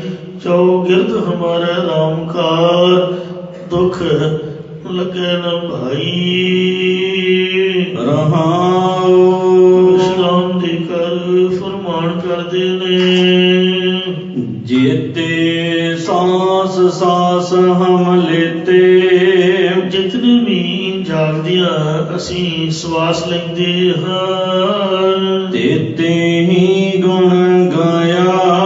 ਉਹਨੇ ਹੀ ਗੁਣ ਗਾਉਣ ਦੇ ਵਿੱਚ ਬਤੀਤ ਕਰਦੇ ਹਾਂ। ਸੁਪਨ ਅਵਸਥਾ ਵਿੱਚ ਵੀ ਜਿੰਨੇ ਸਵਾਸ ਲੈਂਦੇ ਆ, ਉਹਨੇ ਵਾਹਿਗੁਰੂ ਵਾਹਿਗੁਰੂ ਕਰਦੀਆਂ ਗੁਣ ਗਾਉਂਦੀਆਂ ਬਤੀਤ ਕਰਦੀਆਂ। ਪਰ ਜਿੰਨੇ ਸੁਖੋਪਤ ਅਵਸਥਾ ਵਿੱਚ ਸਵਾਸ ਲੈਂਦੇ ਆ, ਉਹਨੇ ਹੀ ਸਵਾਸਾਂ ਨਾਲ ਰਲਾ ਕੇ ਪਰਮੇਸ਼ਰ ਦੇ ਗੁਣਾਂ ਨੂੰ ਗਾਉਂਦੇ ਰਹਿੰਦੇ ਹਨ। ਬਾਲਕ ਜਵਾਨੀ ਦੀ ਬਿਰਧ ਅਵਸਥਾ ਵਿੱਚ ਜਿਤਨੇ ਸਵਾਸ ਲੈਂਦੇ ਆ, ਉਤਨੇ ਹੀ ਸਵਾਸਾਂ ਨਾਲ ਰਲਾ ਕੇ ਪਰਮੇਸ਼ਰ ਦੇ ਗੁਣਾਂ ਨੂੰ ਗਾਉਂਦੇ ਹਨ। ਇਹ ਪੰਜਵੇਂ ਪਾਤਸ਼ਾਹ ਜੀ ਦੀ ਆਪਣੀ ਅਵਸਥਾ ਹੈ, ਸਾਡੀ ਨਹੀਂ ਹੈ। ਸਤਿਗੁਰੂ ਜੀ ਆਪ ਦੇ ਬਾਰੇ ਹੀ ਦੱਸ ਰਹੇ ਨੇ, ਕਿਉਂਕਿ ਗੁਰੂ ਮਹਾਰਾਜ ਤਾਂ ਖੁਦ ਬ੍ਰਹਮਲੀਨ ਸਨ, ਬ੍ਰਹਮਣੀ ਸਨ। ਉਹਨਾਂ ਨੂੰ ਤਾਂ ਛੋਟੀ ਅਵਸਥਾ ਜੀ ਗੁਰੂ ਅਮਰਦਾਸ ਜੀ ਨੇ ਹੱਥਾਂ ਨਾਲ ਚੁੱਕ ਕੇ ਆਖਿਆ ਸੀ ਵੀ ਭਾਰੀ ਗੁਰੂ ਹੈ, ਇਹ ਬਹੁਤ ਭਾਰੀ ਹੈ। ਸ੍ਰੀ ਗੁਰੂ ਗ੍ਰੰਥ ਸਾਹਿਬ ਜੀ ਮਹਾਰਾਜ ਨਾਮ ਦਾ ਖਜ਼ਾਨਾ ਤਿਆਰ ਕਰਨਗੇ। ਇਹ ਹੁਣ ਛੋਟੀ ਉਮਰ ਤੋਂ ਹੀ ਮਹਾਰਾਜ ਜੁੜੇ ਹੋਏ ਸੀ। ਸਾਨੂੰ ਤਾਂ ਸੁਰਤੀ 12-15 ਸਾਲਾਂ ਬਾਅਦ ਆਉਂਦੀ ਹੈ ਕਿ ਗੁਰਦੁਆਰੇ ਵੀ ਜਾਣਾ ਹੈ। ਇਹੋ ਸੋ ਗੁਰੂ ਸਾਹਿਬ ਦੀ ਆਪਦੀ ਅਵਸਥਾ ਹੀ ਹੈ। ਮਹਾਰਾਜ ਅਸੀਂ ਛੋਟੀ ਉਮਰ ਤੋਂ ਹੀ ਬਾਲਕ ਜਵਾਨੀ ਬਿਰਧ ਅਵਸਥਾ ਜਿੰਨੇ ਸਵਾਸ ਲੈਂਦੇ ਉਨੇ ਹੀ ਤੇਰੇ ਗੁਣਾਂ ਨੂੰ ਗਾਉਂਦੇ ਹਾਂ ਜੀ। ਨਿਮਖਨ ਬਿਸਰੈ ਘਈ ਨ ਬਿਸਰੈ। ਹੁਣ ਅੱਖ ਦੇ ਝਮਕਣ ਜਿੰਨੇ ਸਮੇਂ ਵਿੱਚ ਵੀ ਪਰਮੇਸ਼ਰ ਵਿਛੜਦਾ ਨਹੀਂ ਹੈ। ਇਹ ਵੀ ਗੁਰੂ ਸਾਹਿਬ ਦੀ ਆਪ ਦੀ ਅਵਸਥਾ ਹੈ। ਪਰ ਇੱਕ ਘੜੀ ਵੀ ਸਾਨੂੰ ਭੁੱਲਦਾ ਨਹੀਂ ਹੈ। ਸਾਧ ਸੰਗੇ ਜੰਤ ਜਾਇਆ। ਜਿੱਥੇ ਵੀ ਅਸੀਂ ਜਾਂਦੇ ਹਾਂ ਉੱਥੇ ਸਦਾ ਹੀ ਪਰਮੇਸ਼ਰ ਸਾਡੇ ਅੰਗ ਸੰਗ ਹੈ। ਆਪਣਾ ਗੁਰੂ ਧਿਆਏ ਮਿਲ ਕੁਸਲ ਸੇਤੀ ਘਰ ਆਏ। ਨਾਮੇ ਕੀ ਵਡਿਆਈ ਕੀਮਤ ਕਹਿ ਨਾ ਜਾਈ। ਜੇ ਜਾਈਏ ਤਾਂ ਸਵੇਲੇ ਕਰ ਕਿਰਪਾ ਭਰਾ ਮੇਲੇ। ਇਉਂ ਮਹਾਰਾਜ ਵਾਹਿਗੁਰੂ ਜੀ ਨੂੰ ਹਮੇਸ਼ਾ ਅੰਗ ਸੰਗ ਸਮਝਦੇ ਨੇ। ਹਉ ਬਲ ਬਲ ਬਲ ਬਲ ਚਰਨ ਕਮਲ ਕੋ। ਮੈਂ ਮਹਾਰਾਜ ਦੇ ਜੋਰ ਵਾਲੇ ਚਰਨ ਕਮਲਾਂ ਤੋਂ ਮਨ ਕਰਕੇ ਵੀ ਬਲਿਹਾਰ ਕੁਰਬਾਨ ਜਾਂਦਾ, ਬਾਣੀ ਕਰਕੇ ਵੀ ਬਲਿਹਾਰ ਕੁਰਬਾਨ ਜਾਂਦਾ, ਹਰ ਸਰੀਰ ਕਰਕੇ ਵੀ ਬਲਿਹਾਰ ਕੁਰਬਾਨ ਜਾਂਦਾ। ਬਲ ਬਲ ਗੁਰ ਦਰਸਾਇਆ। ਮੈਂ ਗੁਰਾਂ ਦੇ ਦਰਸ਼ਨਾਂ ਤੋਂ ਵੀ ਬਲਿਹਾਰ ਕੁਰਬਾਨ ਜਾਂਦਾ ਹਾਂ। ਇਸੇ ਪ੍ਰਕਾਰ ਹਉ ਬਲ ਬਲ ਬਲ ਬਲ ਚਰਨ ਕਮਲ ਕੋ। ਮੈਂ ਗੁਰਾਂ ਦੇ ਕਮਲਵਤ ਬਲ ਬਲ ਪ੍ਰਕਾਸ਼ ਮੈਂ ਚਰਨਾਂ ਤੋਂ ਬਲ ਬਲ ਬਲਿਹਾਰ ਕੁਰਬਾਨ ਜਾਂਦਾ ਹਾਂ। ਅਤੇ ਬਲ ਪ੍ਰਕਾਸ਼ ਰੂਪ ਗੁਰਾਂ ਦੇ ਦਰਸ਼ਨਾਂ ਤੋਂ ਵੀ ਬਲ ਬਲਿਹਾਰ ਜਾਂਦਾ ਹਾਂ। ਬਲ ਬਲ ਗੁਰ ਦਰਸਾਇਆ। ਅਤੇ ਬਲ ਪ੍ਰਕਾਸ਼ ਰੂਪ ਗੁਰਾਂ ਦੇ ਦਰਸ਼ਨਾਂ ਤੋਂ ਵੀ ਬਲ ਬਲਿਹਾਰ ਜਾਂਦਾ ਹਾਂ। ਕਹੋ ਨਾਨਕ ਕਾਹੂ ਪਰਵਾਹ।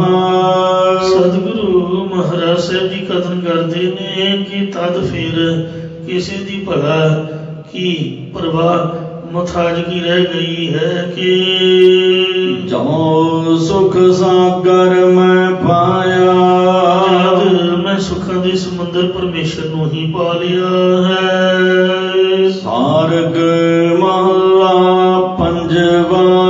ਪੰਜਵੇਂ ਪਾਤਸ਼ਾਹ ਸਤਿਗੁਰੂ ਅਰਜਨ ਦੇਵ ਸਾਹਿਬ ਜੀ ਮਹਾਰਾਜ ਸਾਰੰਗ ਰਾਗ ਦੇ ਵਿੱਚ ਪਵਿੱਤਰ ਫੁਰਮਾਨ ਕਰਦੇ ਹਨ। ਮੇਰਾ ਮਨ ਸਾਡੇ ਚਿੱਤ ਵਿੱਚ ਸ਼ਬਦ ਲਗੋ ਗੁਰ ਮੀਠਾ। ਸਤਿਗੁਰੂ ਸਾਹਿਬ ਜੀ ਦਾ ਅੰਮ੍ਰਿਤ ਉਪਦੇਸ਼ ਮਿੱਠਾ ਪਿਆਰਾ ਲੱਗ ਆਇਆ ਹੈ। ਖੁੱਲਿਓ ਕਰਮ ਭਇਓ ਪਰਗਾਸਾ। ਜਦ ਸਾਡੇ ਪੂਰਬਲੇ ਨਿਸ਼ਕਾਮ ਕਰਮ ਖੁੱਲ ਗਏ ਜਾਗ ਪਏ ਤਦ ਮੇਰੇ ਮਨ ਵਿੱਚ ਗਿਆਨ ਦਾ ਪ੍ਰਕਾਸ਼ ਹੋ ਗਿਆ ਹੈ। ਘਟ ਘਟ ਹਰ ਡੀਠਾ। ਘਟ ਘਟ ਹਰ ਹਰ ਡੀਠਾ। ਪਰ ਹੁਣ ਮੈਂ ਚਾਰ ਖਾਣੀਆਂ ਦੇ ਘਟਾਂ ਘਟਾਂ ਵਿੱਚ ਪਾਪਾਂ ਦੇ ਹਰਕ ਹਰੀ ਪਰਮੇਸ਼ਰ ਨੂੰ ਵਿਆਪਕ ਵੇਖ ਲਿਆ ਹੈ। ਰਹਾਉ ਵਿਸ਼ਰਾਮ ਦੇ ਕੇ ਫਰਮਾਨ ਕਰਦੇ ਨੇ। ਪਾਰ ਬ੍ਰਹਮ ਅਜੂਨੀ ਸੰਪਉ। ਉਹ ਜੋ ਪਰਮੇਸ਼ਰ ਹੈ ਪਾਪਾਂ ਦੇ ਪੁੰਨਾਂ ਤੋਂ ਪਰੇ ਸਾਰੇ ਬ੍ਰਹਮ ਵਿਆਪਕ ਹੈ। ਘਟ ਘਟ ਮੈਂ ਹਰ ਜੋ ਬਸੈ ਸੰਤਨ ਕਹਿਓ ਪੁਕਾਰ। ਸਰਬ ਥਾਨ ਘਟ ਬੀਠਾ।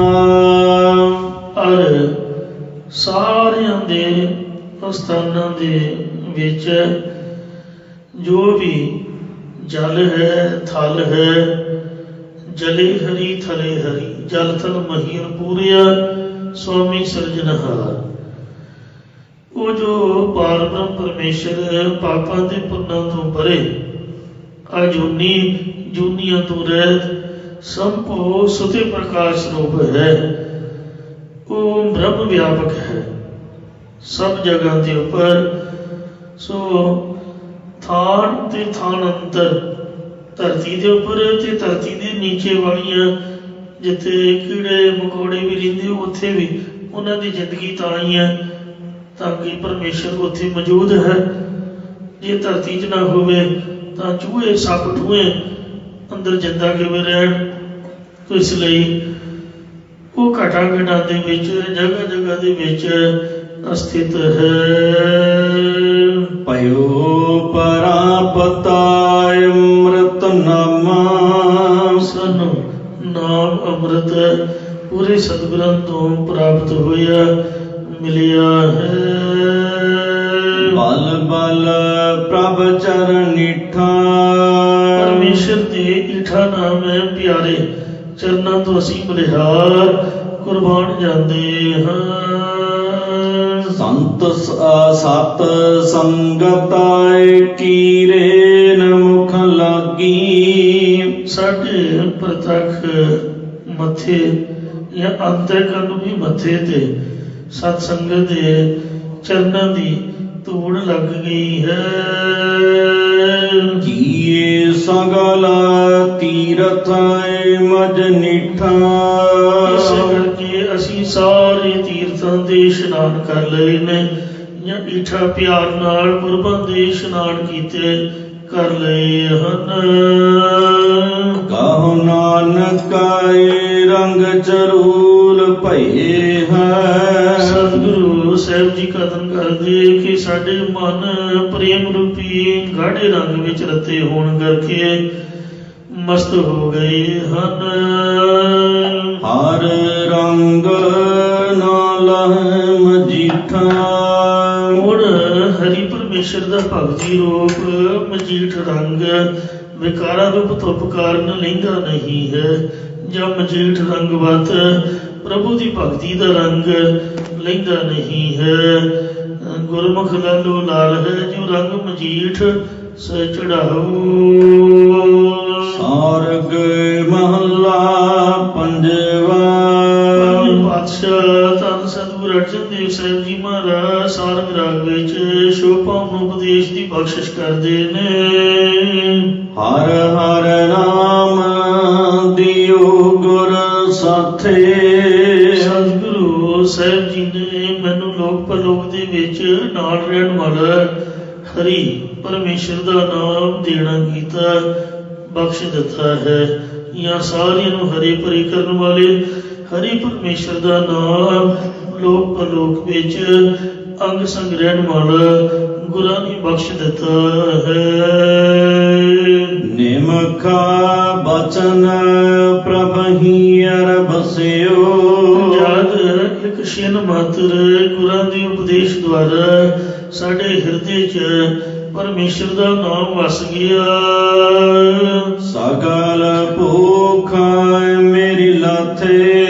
ਤਦ ਜੋ ਮੇਰੀ ਆਸਾ ਅਦਿਕ ਦੀ ਸਾਰੀ ਭੁੱਖ ਸੀ ਉਹ ਵੀ ਰਹਿ ਗਈ ਹੈ।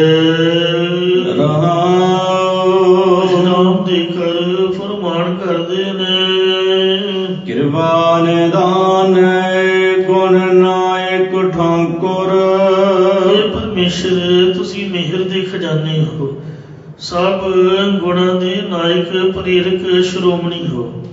ਮਤਲਬ ਜੇ ਵਾਹਿਗੁਰੂ ਹੁਕਮ ਕਰੇਗਾ ਕਿ ਹੇ ਸਤ ਤੂੰ ਤਰਸੇਮ ਸਿੰਘ ਕੋਲ ਜਾ, ਹੇ ਸੰਤੋਖ ਤੂੰ ਜਤਿੰਦਰ ਸਿੰਘ ਕੋਲ ਜਾ, ਤਾਂ ਉਹ ਗੁਣ ਸਾਡੇ ਕੋਲ ਆਉਣਗੇ। ਜੇ ਮਹਾਰਾਜ ਕਹੂਗਾ ਵੀ ਹੇ ਗੁਣੋ ਤੁਸੀਂ ਇਹਨਾਂ ਨੂੰ ਛੱਡ ਕੇ ਤੁਰ ਜਾਓ, ਪੁੱਠੀ ਨਿਗਾਹ ਹੋ ਗਈ, ਤਾਂ ਚੰਗੇ ਭਲੇ ਬੰਦੇ ਕੋਲੋਂ ਗੁਣ ਖਸ ਜਾਂਦੇ ਨੇ। ਜੇ ਗੁਣ ਨਾ ਹੋਣ ਫਿਰ ਭਗਤੀ ਵੀ ਨਹੀਂ ਹੁੰਦੀ। ਸ੍ਰੀ ਜਪਜੀ ਸਾਹਿਬ ਦੇ ਵਿੱਚ ਮਹਾਰਾਜ ਦਾ ਵਚਨ ਹੈ, ਵੇਣ ਗੁਣ ਕੀਤੇ ਭਗਤ ਨਾ ਹੋਏ। ਭਗਤੀ ਵੀ ਗੁਣਾਂ ਨਾਲ ਹੁੰਦੀ ਹੈ ਤੇ ਗੁਣ ਵਾਹਿਗੁਰੂ ਦੀ ਆਗਿਆ ਵਿੱਚ ਆਉਂਦੇ ਨੇ।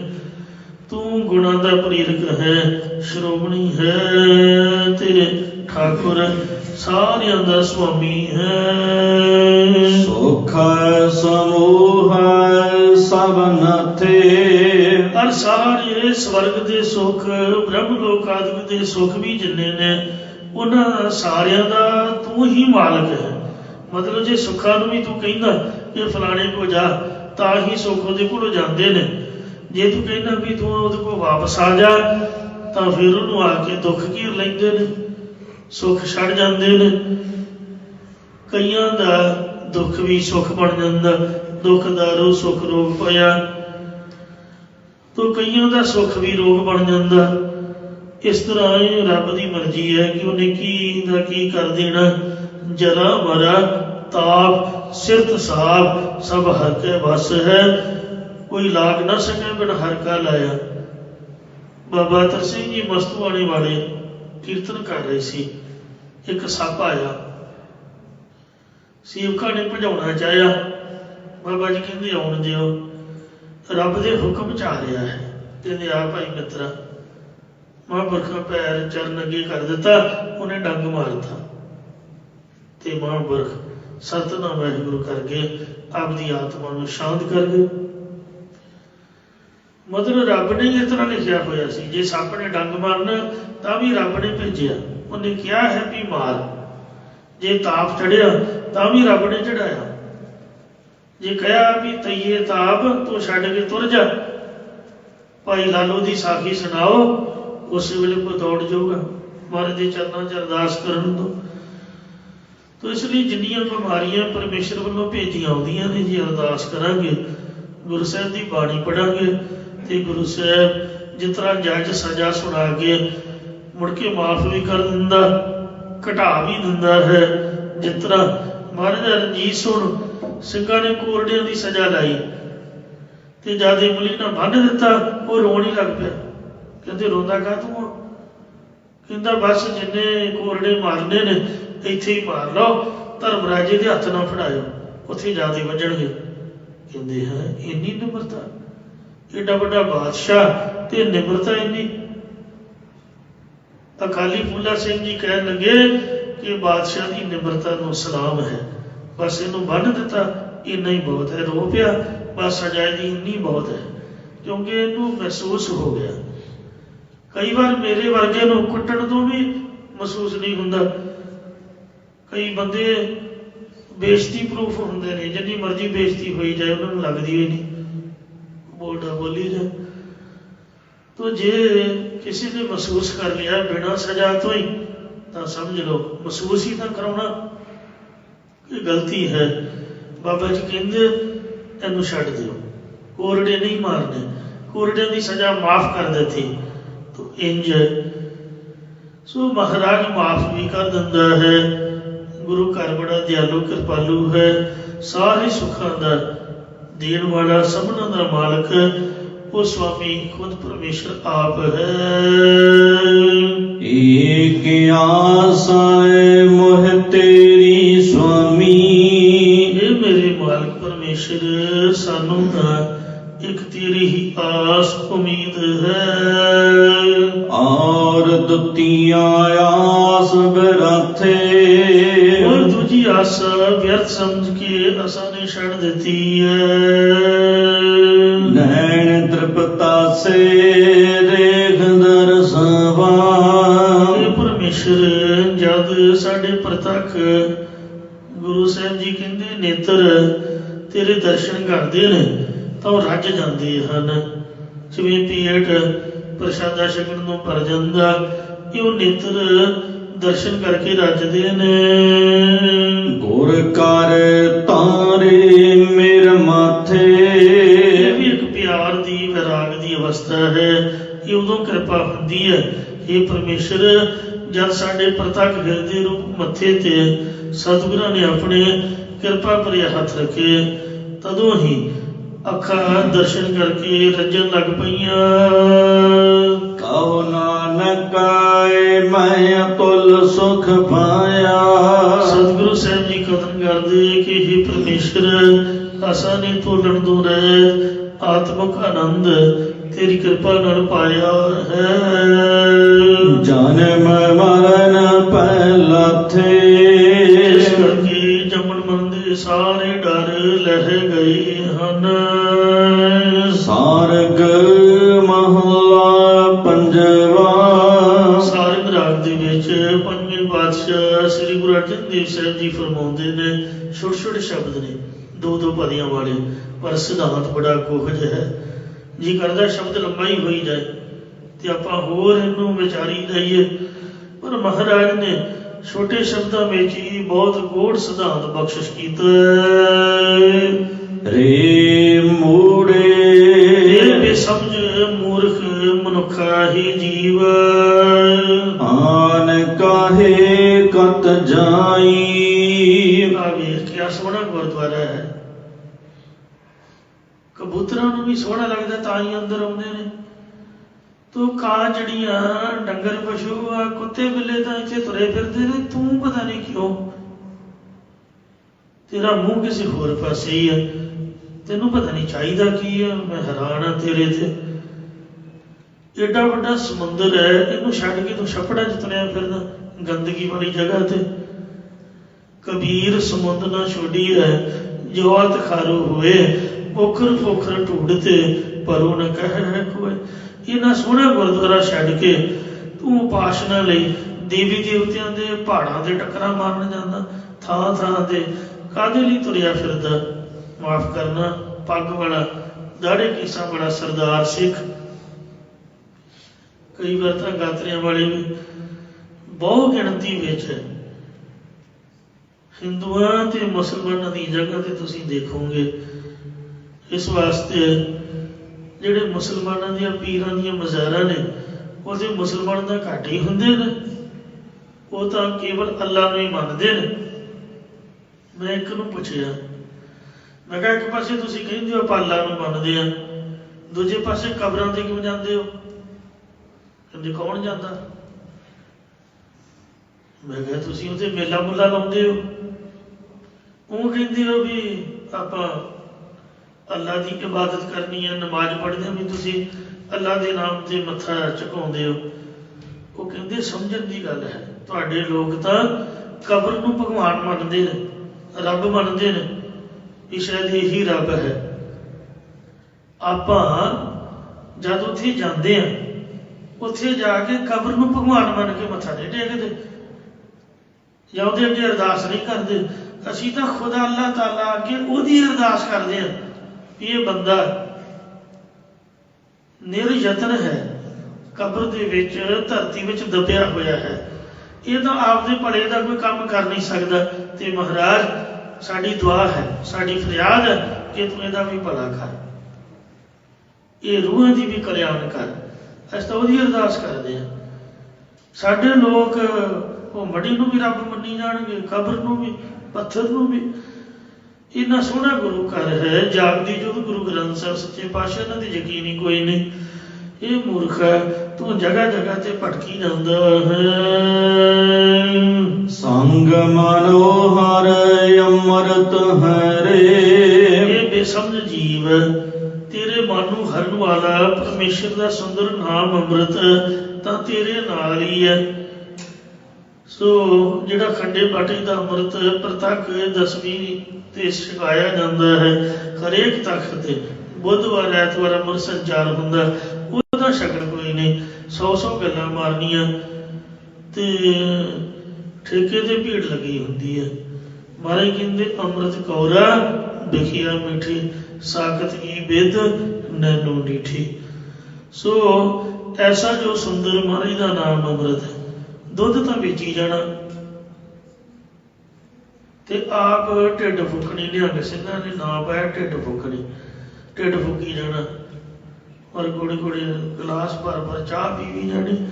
ਵੀ ਬੰਦਾ ਅੰਮ੍ਰਿਤ, ਦੁੱਧ ਨੂੰ ਆਖਿਆ ਗੁਰੂ ਸਾਹਿਬ ਨੇ, ਖੜ ਖਾਵੇ ਅੰਮ੍ਰਿਤ ਦੇ, ਅੰਮ੍ਰਿਤ ਪੀਓ, ਜ਼ਰੂਰ ਢਿੱਡ ਫੁੱਕਣਾ।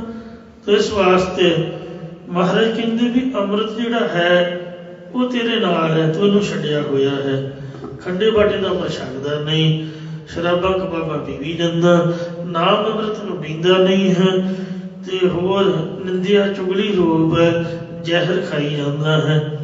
ਦੁੱਧ ਰੂਪ ਅੰਮ੍ਰਿਤ ਤਾਂ ਛੱਡਿਆ ਹੋਇਆ। ਕਈ ਮੇਰੇ ਵਰਗੇ ਨੱਕ ਚੜਾਉਣਗੇ ਤੇ ਕੌਫੀ ਚਾਹ ਜਿੰਨੀ ਮਰਜ਼ੀ ਪਿਆਈ ਜਾਓ। ਤੋ ਇਸ ਲਈ ਸੋ ਸੰਗ ਮਨੋਹਰ ਅੰਮ੍ਰਿਤ ਹੈ ਰੇ, ਮਨ ਨੂੰ ਹਰਨ ਵਾਲਾ ਨਾਮ ਅੰਮ੍ਰਿਤ ਤੇਰੇ ਨਾਲ ਹੀ ਹੈ।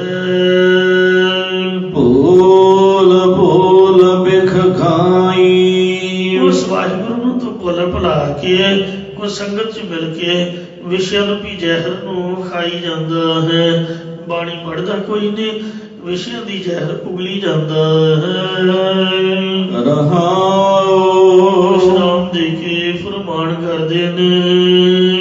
ਪ੍ਰਭ ਸੁੰਦਰ ਚਤੁਰ ਅਨੂਪ ਵਿਧਾਤੇ, ਜੋ ਪਰਮੇਸ਼ਰ ਸਤ ਚਿਤ ਆਨੰਦ ਸਰੂਪ ਹੋਣ ਕਰਕੇ ਬੜਾ ਸੁੰਦਰ ਸੋਹਣਾ ਹੈ ਤੇ ਸਾਰਿਆਂ ਵਿਹਾਰਾਂ ਨੂੰ ਚਲਾਉਣ ਵਿੱਚ ਚਤੁਰ ਸਿਆਣਾ ਹੈ। ਉਪਮਾ ਤੋਂ ਰਹਿਤ ਕਰਮ ਅਨੁਸਾਰ ਫਲ ਪ੍ਰਦਾਤਾ ਹੈ।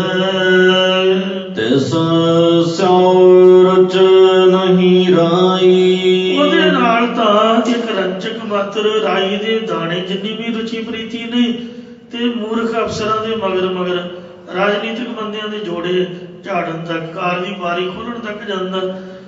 ਇਸ ਵਾਸਤੇ ਬਾਣੀ ਨਾਲ, ਗੁਰੂ ਗ੍ਰੰਥ ਸਾਹਿਬ ਨਾਲ ਰੁਚੀ ਕੋਈ ਨਹੀਂ ਹੈ। ਦੂਜਿਆਂ ਦੇ ਪਿੱਛੇ ਦੌੜਦਾ ਹੈ ਪਰ ਇਨਸਾਨ ਦੇ ਪੱਲੇ ਕੱਖ ਨਹੀਂ ਪੈਂਦਾ। ਮਨ ਕੀਟੇ ਬ੍ਰਿਥੀ ਸਭ ਜਾਨ, ਦੀਵਨ ਕੋ ਇੱਕ ਭਗਵਾਨ ਜਿਸ ਕਾ ਦੀਆ ਰਹਿ ਅਗਾਏ, ਬਹੁ ਨਾ ਤ੍ਰਿਸ਼ਨਾ ਲੱਗੈ ਆਏ। ਬੰਦੇ ਦੀ ਦਿੱਤੀਆਂ ਪੂਰੀ ਨਹੀਂ ਪੈਂਦੇ ਜਿੰਨਾ ਚਿਰ ਭਗਵਾਨ ਨਾ ਦੇਵੇ। ਮੋਹਨ ਸਿਉ ਬਾਵਰ ਮਨ ਮੋਹਿਓ, ਇਹ ਚੱਲੇ ਜੀਵ ਮੋਹਿਤ ਕਰਨ ਵਾਲੀ ਮੋਹਣੀ ਮਾਇਆ ਦੇ ਨਾਲ ਤਾਂ ਤੇਰਾ ਚਿੱਤ ਮੋਹਿਆ ਗਿਆ ਹੈ। ਪੈਸੇ ਪਿੱਛੇ ਤਾਂ ਤੂੰ ਮਾਰੀ ਜਾਂਦਾ ਹੈ। ਝੂਠ ਠਗੌਰੀ ਪਾਈ, ਕਿਉਂਕਿ ਤੂੰ ਇਸ ਉੱਤੇ ਝੂਠੀ ਮੋਹ ਰੂਪੀ ਠੱਗ ਬੂਟੀ ਪਾਈ ਹੋਈ ਹੈ। ਜਾਂ ਤੇਰੇ ਸ਼ੁਭ ਗੁਣ ਲੱਗਣ ਵਾਸਤੇ ਮਾਇਆ ਦੇ ਮਿਥਿਆ ਪਦਾਰਥ ਝੂਠੀ ਵਿਸ਼ੇ ਰੂਪ ਠੱਗ ਬੂਟੀ ਪਾਈ ਹੋਈ ਹੈ। ਜਿਵੇਂ ਠੱਗ ਬੂਟੀ ਸੰਘਾ ਕੇ ਬੰਦੇ ਨੂੰ ਲੁੱਟ ਲੈਂਦੇ ਨੇ। ਆ ਟ੍ਰੇਨਾਂ ਦੇ ਵਿੱਚ, ਬੱਸਾਂ, ਗੱਡੀਆਂ 'ਚ ਕਹਿੰਦੇ ਕੋਲਡ ਡਰਿੰਕ ਪੀਓ ਜੀ। ਆਪਾਂ ਤਾਂ ਨਿਆਣਿਆਂ ਨੂੰ ਵੀ ਸਿਖਾਇਆ ਵੀ ਬੱਚਿਓ ਸਕੂਲੇ ਜਾਂਦੇ ਹੋ ਆਪਦੀ ਰੋਟੀ ਲੈ ਕੇ ਜਾਓ, ਪਾਸੇ ਹੋ ਕੇ ਖਾ ਲਓ। ਇੱਕ ਵਾਰ ਮੈਡਮ ਨੇ ਆਖਿਆ ਵੀ ਸ਼ੇਅਰ ਕਰਨੀ। ਮੈਂ ਕਿਹਾ ਸ਼ੇਅਰ ਸ਼ੂਰ ਨਹੀਂ ਕਰਨੀ ਆਪਾਂ, ਕੀ ਪਤਾ ਕਿਸੇ ਨੇ ਆਂਡਾ ਪਾਇਆ ਹੋਵੇ। ਹੁਣ ਮਾਵਾਂ ਦਾ ਕੀ ਹੈ, ਬੱਚਿਆਂ ਨੂੰ ਮੋਟੇ ਕਰਨ ਲਈ ਆਂਡੇ ਦਿੰਦੀਆਂ ਤੇ ਸਾਡੇ ਨਿਆਣੇ ਤਾਂ ਖਾਂਦੇ ਨਹੀਂ। ਇਸ ਵਾਸਤੇ ਸ਼ੇਅਰ ਦਾ ਮਤਲਬ ਕੀ ਹੋਇਆ? ਗੱਲਾਂ ਬਾਤਾਂ ਕਰੋ, ਹੱਸੋ ਖੇਡੋ। ਰੋਟੀ ਦਾ ਕੋਈ ਸ਼ੇਅਰ ਨਹੀਂ ਹੈ। ਇਸ ਵਾਸਤੇ ਕਿਸੇ ਕੋ ਚੀਜ਼ ਲੈ ਕੇ ਖਾਣੀ ਤਾਂ 90 ਦਾ ਘਾਟਾ। ਕੀਤਾ ਕਿਸੇ ਨੇ ਕੀ, ਆ ਲੋਕ ਧਾਗੇ ਤੇ ਵੀ ਪਾਉਂਦੇ ਨੇ। ਸਾਡੀ ਮਾਂ ਨੇ ਤਾਂ ਇਹੀ ਸਿੱਖਿਆ ਦਿੱਤੀ ਸੀ ਵੀ ਖਬਰਦਾਰ ਜੇ ਕਿਸੇ ਕੋ ਲੈ ਕੇ ਖਾਧਾ। ਇਸ ਲਈ ਗੁਰੂ ਘਰ ਵਿੱਚ ਵੀ ਥਾਂ ਥਾਂ ਲੈ ਕੇ ਲਾਇਆ ਹੁੰਦਾ। ਜਦ ਤੁਸੀਂ ਕਿਸੇ ਨੂੰ ਜਾਣਦੇ ਨਹੀਂ, ਕੀਤਾ ਇਹਨੇ ਕੋਲਡ ਡਰਿੰਕ 'ਚ ਕੀ ਪਾਇਆ ਹੋਵੇ। ਲਓ ਜੀ ਚਾਹ ਪੀਓ ਜੀ, ਆਓ ਬੈਠੋ ਜੀ, ਗੱਲਾਂ ਕਰੀਏ ਜੀ। ਗੱਲਾਂ ਕਰੋ, ਜੰਮ ਕਰੋ, ਪਰ ਖਾਣ ਪੀਣ ਦਾ ਮਤਲਬ ਕੀ ਹੋਇਆ? ਇਸ ਵਾਸਤੇ ਜਿਹੜੇ ਠੱਗ ਨੇ ਉਹ ਬੂਟੀ ਸੰਘਾ ਕੇ, ਰੁਮਾਲ ਲਾ ਕੇ ਜਾਂ ਕੁਛ ਖਾ ਪਿਆ ਕੇ ਬੰਦੇ ਨੂੰ ਲੁੱਟ ਲੈਂਦੇ। ਉਹਦੀ ਜੇਬ ਕਮਲਾ ਜਿਹਾ ਕਰਕੇ ਉਹਨੂੰ ਸਾਫ਼ ਕਰਕੇ ਗਾਹ ਜਾਂਦੇ। ਲਾਗੇ ਬੈਠੇ ਤੋਂ ਪਤਾ ਨਹੀਂ ਲੱਗਦਾ। ਇਹ ਜਿਹੜੀ ਮਾਇਆ ਹੈ, ਇਹ ਮਾਇਆ ਥੋੜ੍ਹੀ ਜਿਹੀ ਆਪ ਦੀ ਬੂਟੀ ਸੰਘਾਉਂਦੀ ਆ, ਲਾਲਚ ਦਿੰਦੀ ਆ ਤੇ ਜਦ ਇਨਸਾਨ ਜਕੜ ਜਾਏ ਫਿਰ ਰੱਬ ਦੇ ਨਾਲੋਂ ਤੋੜ ਕੇ ਇਨਸਾਨ ਨੂੰ ਠੱਗ ਲੈਂਦੀ ਹੈ। ਤੇ ਝੱਲਾ ਜੀਵ ਇਹਦੇ ਪਿੱਛੇ ਕਮਲਾ ਹੋਇਆ ਤੁਰਿਆ ਫਿਰਦਾ ਹੈ। ਭਇਓ ਦਇਆਲ ਕਿਰਪਾਲ ਦੁਖ ਹਰਤਾ, ਜਿਸ ਪੁਰਖ ਉੱਪਰ ਦੁੱਖਾਂ ਨੂੰ ਮੇਟਣ ਵਾਲਾ ਦਇਆਵਾਨ ਪਰਮੇਸ਼ਰ ਕਿਰਪਾਲੂ ਦਿਆਲੂ ਹੋਇਆ ਹੈ। ਸੰਤਨ ਸਿਉ ਬਨ ਆਈ, ਉਸ ਦੀ ਸੰਤ ਜਨਾਂ ਦੇ ਨਾਲ ਪ੍ਰੀਤੀ ਬਣ ਆਈ, ਫਬ ਆਈ ਹੈ ਅਤੇ ਸਗਲ ਨਿਧਾਨ ਕਰੈ ਮਹਿ ਪਾਏ। ਉਸਨੇ ਸਾਰੇ ਸ਼ੁਭ ਗੁਣਾਂ ਨੂੰ ਖਜ਼ਾਨੇ ਆਪਣੇ ਹਿਰਦੇ ਰੂਪ ਘਰ ਦੇ ਵਿੱਚੋਂ ਹੀ ਪਾ ਲਏ ਹਨ। ਕਹੋ ਨਾਨਕ ਜੋਤ ਸਮਾਈ। ਸਤਿਗੁਰੂ ਮਹਾਰਾਜ ਸਾਹਿਬ ਜੀ ਕਥਨ ਕਰਦੇ ਕਿ ਉਸ ਦੀ ਪ੍ਰਤੱਖ ਜੋਤ ਪਰਮੇਸ਼ਰ ਦੇ ਵਿੱਚ ਸਮਾ ਗਈ, ਲੀਨ ਹੋ ਗਈ ਹੈ। ਇੱਥੇ ਲੜੀਵਾਰ ਕਥਾ ਦੀ ਸਮਾਪਤੀ ਕਰਦੇ ਹਾਂ ਜੀ। ਭੁੱਲਾਂ ਚੁੱਕਾ ਖਿਮਾ ਕਰੋ, ਅੱਗੇ ਤੋਂ ਸਮਤ ਬਖਸ਼ੋ, ਕਿਉਂਕਿ ਮੇਰਾ ਧਿਆਨ ਚਮਕੌਰ ਸਾਹਿਬ ਦੇ ਵਿੱਚ ਹੈ। ਇਸ ਲਈ ਉਹਨਾਂ ਸਾਹਿਬਜ਼ਾਦਿਆਂ ਦੀ ਆਪਾਂ ਮਹਿਮਾ ਕਰਨੀ, ਉਹਨਾਂ ਸੂਰਮਿਆਂ ਦਾ ਨਾਮ ਲੈਣਾ ਜਿਹਦੇ ਨਾਲ ਸਾਡਾ ਸਿਰ ਸਵਾ ਕੁ ਉੱਚਾ ਉੱਠਦਾ ਹੈ। ਆਓ ਪਹਿਲਾਂ ਲੜੀਵਾਰ ਕਥਾ ਦੀ ਫਤਿਹ ਬੁਲਾਈਏ ਜੀ। ਭਇਓ ਦਿਆਲ ਕਿਰਪਾਲ ਦੁਖ ਹਰਤਾ, ਸੰਤਨ ਸਿਉ ਬਨ ਆਈ। ਅਗਲ ਨਿਦਾਨ ਕਰੈ ਮਹਿ ਬਾਈ, ਕਹੋ ਨਾਨਕ ਜੋਤ ਸਮਾਈ। ਵਾਹਿਗੁਰੂ ਜੀ ਕਾ ਖਾਲਸਾ, ਵਾਹਿਗੁਰੂ ਜੀ ਕੀ ਫਤਿਹ।